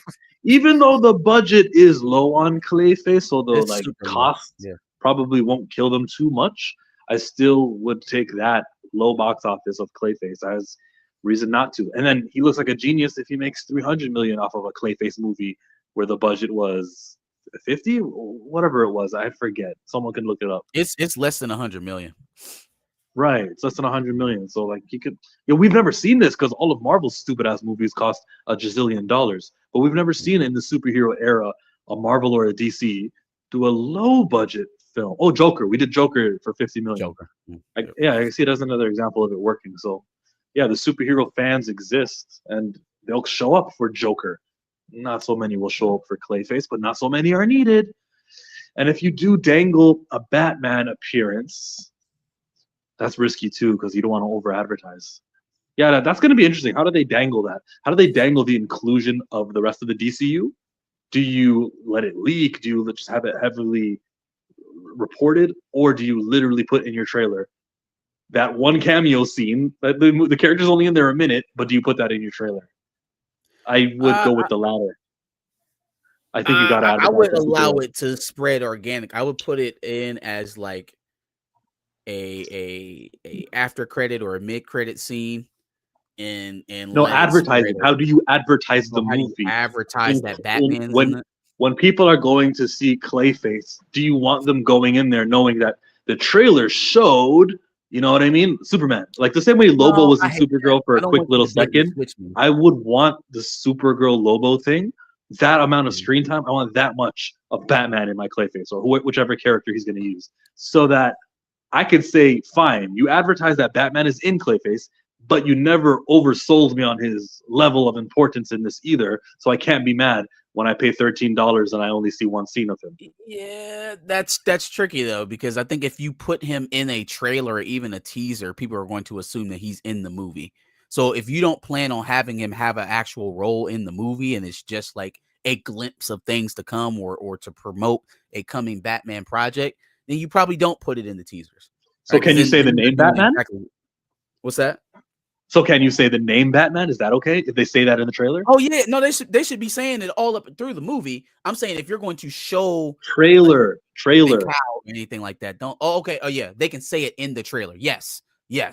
I don't want them to show a figure though, unless he's actually in the film. Because then it feels a little bit bait and switchy. It feels like you're trying to get me in there thinking this is the Batman's actually going to be in the film, and he's not. Yeah, that's a great medium to have the name said so that the viewers know that this is related to DC, and we can't say they promised us Batman. Like Spider-Man and Morbius. Like if you want to have a poster on the wall or somebody spray painted the graffiti of the bat on the alleyway or something like that, that's the type of that's universe building. I'll always be down for that.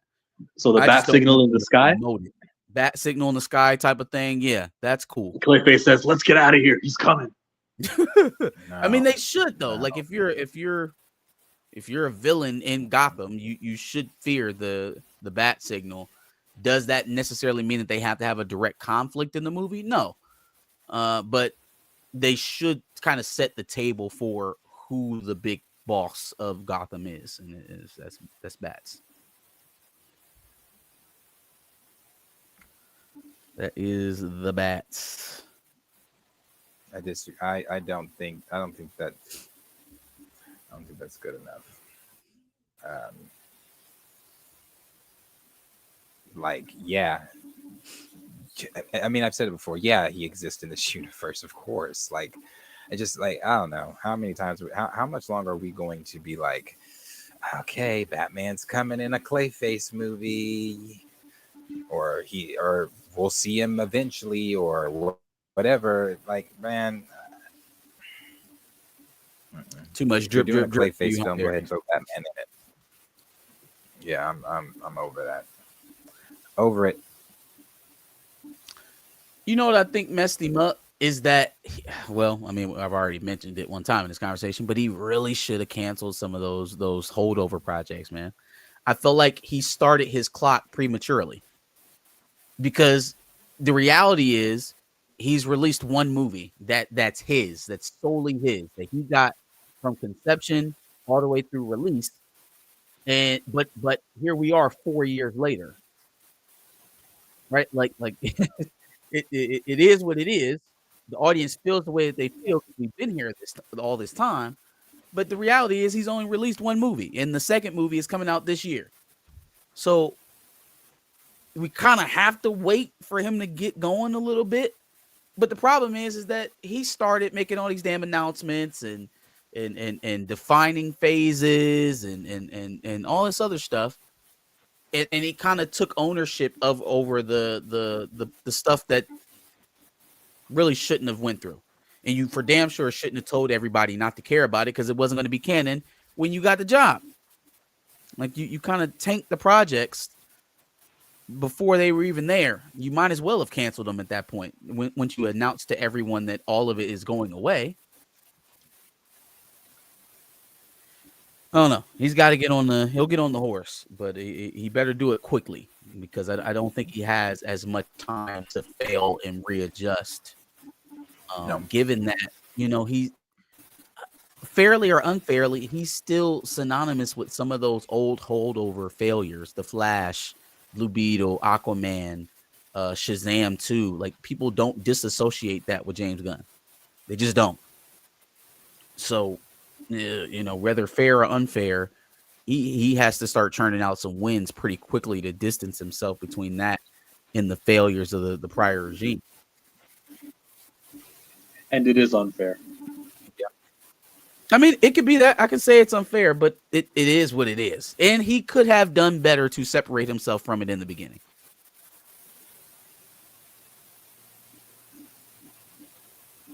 Yeah. I mean, man, like I said, you're doing Jimmy Olsen with Gorilla Grodd and how Jimmy is, I don't know, doing hit pieces on villains. Yeah, that shit really pisses me off. The Jimmy Olsen series really it irks me. Like, why are we wasting time, bro? Why are we wasting time? Yeah, I mean, I would like to see Gorilla Grodd show up in I don't know, something else with where we're actually I don't know what we're gonna see him doing, but he's not gonna be fighting any heroes that we it's just irrelevant stuff, man. I get you're trying to build your world and all that kind of stuff, but maybe again start with the heavy hitters. It just we're so past an age of this is man. I don't know. Sorry, we're past that. If this was during the Infinity Saga, and I know this is not Marvel, but if this was during that time when people were keen on, the next whatever leads into the next whatever, and this, but I just don't feel like we're there. We're just not there. I know where we are. Well, where are we? We're at the beginning of the DCU, and it's very possible David Zaslav is saying, I will not be giving you enough money to do the Wonder Man movie you want and the Brave and the Bold movie you want and all these other movies you want. You get one big budget movie a year, and then James is like, all right, fine. I can do TV shows. Boom. How about the Jimmy Olsen thing where I do some world building? He's, oh, yeah. How much is that going to cost? Only this much million. All right, boom. Yeah, put that on HBO Max. You can do your thing. And maybe he's being limited. Maybe he does have to prove himself to Zaslav or whoever becomes the owner of Warner Brothers. He's got to prove himself that, because they're eating the Kool-Aid, they're drinking the Kool-Aid that the superhero genre is a bust and people have fatigue, and they're going fine, one movie a year. And I understand the business decision. Maybe he's got to work within these budget restrictions, which means character restrictions too. Maybe I'm not saying that's what it is. And if that is what comes out, that would read. Yeah. If they looked at Superman's box office and was like, all right, look, we need to prove that this entire thing is viable before we give you another whopper like we just gave you from Superman. Like, you have to prove us that this thing is going to last long term. Especially when David Zaslav came in during a time where he already had like 5-6 superhero movies that were in the Black Adam when David Zaslav was there. It was already produced. Shazam and Blue Beetle and all these things, and Batgirl, these were all produced. And he's like, all right, let's see how it goes. And they all didn't do what you wanted them to do. So he probably has this like, no, one superhero movie at a time. I don't ever want to be in the situation where a superhero movie is bad, and too bad I've already filmed 4 that are ready to be released. It's a good way of looking at it. It's a good way. Then what is incumbent on him to do is to use these smaller characters to as connective tissue into your bigger pieces. So you've got the Green Lantern Corps being established here through Superman, and then this year you got Lanterns coming out. You've got Supergirl, obviously. You've got Clark and Lois and Mr. Terrific, right? Like you've got some pieces here.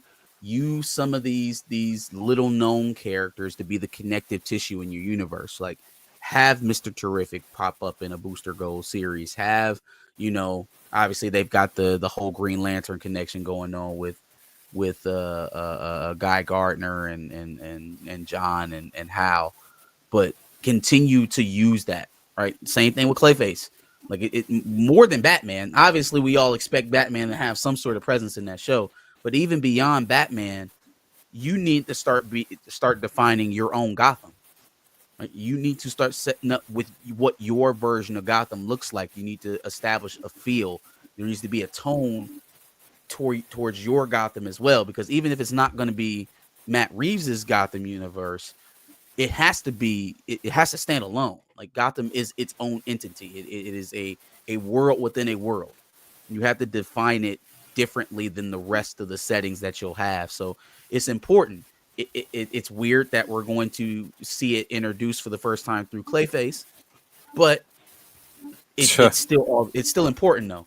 It's still important. So if we're not going to be focused on introducing this new character, a way of keeping us tagged into the universe or keep expanding upon those things is to introduce other things that are going to be important for your favorite characters.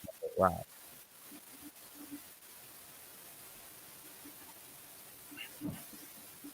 Yes, the Jimmy Olsen series is real apparently.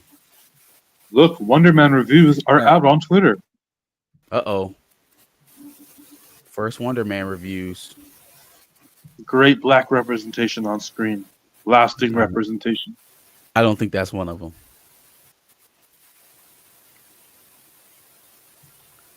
I have absolutely no faith in James Gunn. DC, this issue's dead since Superman was announced. Or since the ugly suit was introduced. I don't know. Superman will see another day.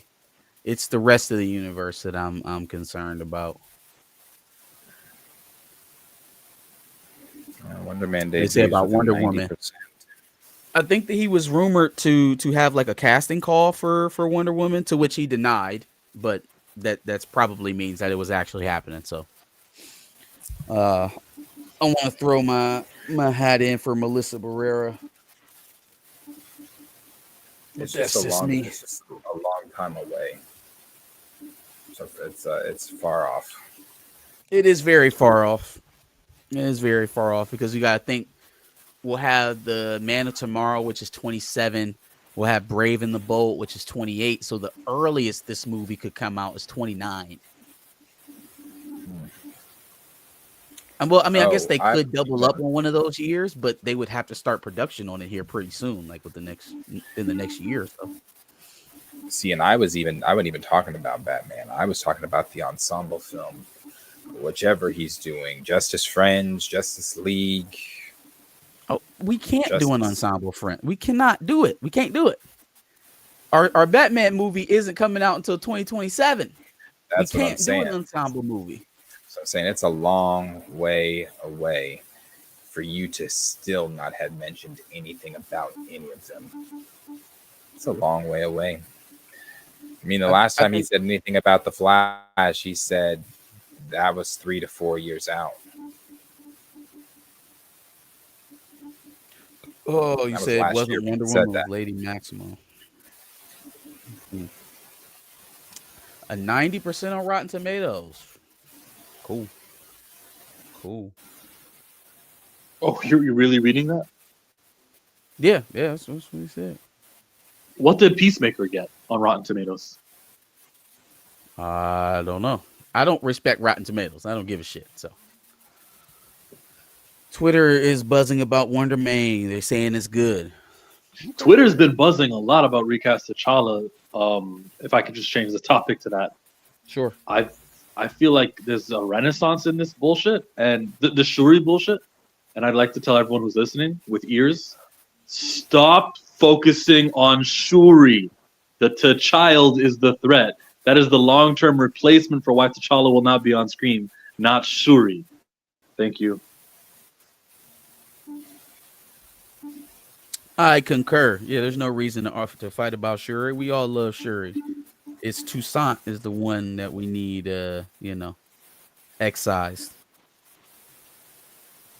Toussaint and aging that kid and saying, "Here I am. I'm T'Challa now." And then they go with Nakia's son in the next decade plus. That is the biggest problem. That would mean that the great black superhero who's been around for 60 years will not be getting furthered. Instead, screen time will go to a character who won't exist after a reboot. It'll be a dead end. It'll be a waste of resources. You heard me say it before. Need to say it again. Stop getting egged on to talk about Shuri so that they can surmise that this is just an anti-women's movement. Stop doing it. I love Shuri. Shuri's a great character. It's that T'Child I'm worried about. I'm worried about Toussaint. When they talk about Shuri, you stop talking. You say Shuri's great, but Toussaint is not a replacement that I will adequately respect. I will not change the way I think of T'Challa. T'Challa is T'Challa. T'Challa is not Toussaint. Simple. Chill just showed us what your headmaster principal voice. Of course. Class dismissed. Go on Twitter. Undisclosed location. Tweet the hash. Yeah, I'm undisclosed. Tweet the hashtag. Do you guys want to do a recast day or a trending day when the anniversary comic book comes out sometime February? I don't know when. Is that a plan? Would you like to do that then? Let's do it. Okay. I'll do videos and stuff about it. Oh, send videos. Hey. DM me on Instagram because you can't on Twitter. And then just send me a little 15-second video of you. I don't care if you got your comic books. I don't care if you got figures. I don't care if you just got snow on the background. And just say, Toussaint is not T'Challa, or, give a little bit. And then I'll do one of those cut up edits where we get all the people who say, you got to recast, Find me, Showmonger on Instagram with 3 R's. We will surely do that, sir. But first, we have a super. Count it, count it up, count it up, count it up, count it. Can't take it when you die, but you can't live without it. Arthur, appreciate the $2, man. You guys see Andrew Tate playing that Yay song. Yeah, he got himself banned from something. Arthur is an Israeli. Look at this guy. Yeah, we know. Kanye. We know Arthur. We appreciate the $2, bro. It's all good. Thank you, Arthur. You are appreciated, and every viewer who comes in here, no matter how disagreeable or no matter how I perceive your comments to be stemmed from, thank you for coming. Speaking of Mossad, did you hear about influencer out of Atlanta, Desi Banks, apparently buying IDF or placing IDF recruitment ads, not IDF, Mossad recruitment ads with his LLC? And much like LeBron James and his Martin Luther King shoes, I await Desi Banks' response, and I'll have a full opinion on it as soon as a little bit of time passes. So let's just see what he says. Yeah, we'll wait. And apparently Max Blumenthal's been waiting since September. So I think we'll be waiting for a while. But yeah, that's all I got to talk about, man. That's pretty much it. Invincible, He-Man, Maul, great day for trailers. Some Brave and the Bold news. Yeah. We did the thing, gentlemen. When next time you guys gonna be seen? You want to stream tomorrow? No, I can't do it. I actually can't do it tomorrow. Sorry, bro. I can't do the afternoon. We can do it in the morning. Pause. Can I hit it in the It morning? very much Can I hit it in the it morning? very much depends. There's like I said, the South. We are all about to get hit with a major ice storm, and they're predicting. Right. I'm hoping I'm not without power, but you know, I noticed today you had a little bit of a lag today. Actually, as I spoke, I kind of interrupted while you were not done talking because of the lag. I thought you were done, but yeah, there's been a little lag today. I think that may be weather related. We're gonna get hit with it as well. Some winds, some snow. So it's gonna feel like -10 tomorrow. So, woo! Go cold. Yeah, they've got 3 to 4 inches of ice. They're talking about. I mean the grocery stores were stupid. So and I didn't get to go down today, there, not to the down grocery past the store. Mason-Dixon. Y'all act crazy when y'all get a little cold weather. Y'all get an inch of snow and the whole city shut down. So I can only imagine what it's gonna be like for y'all. Yeah, they act like.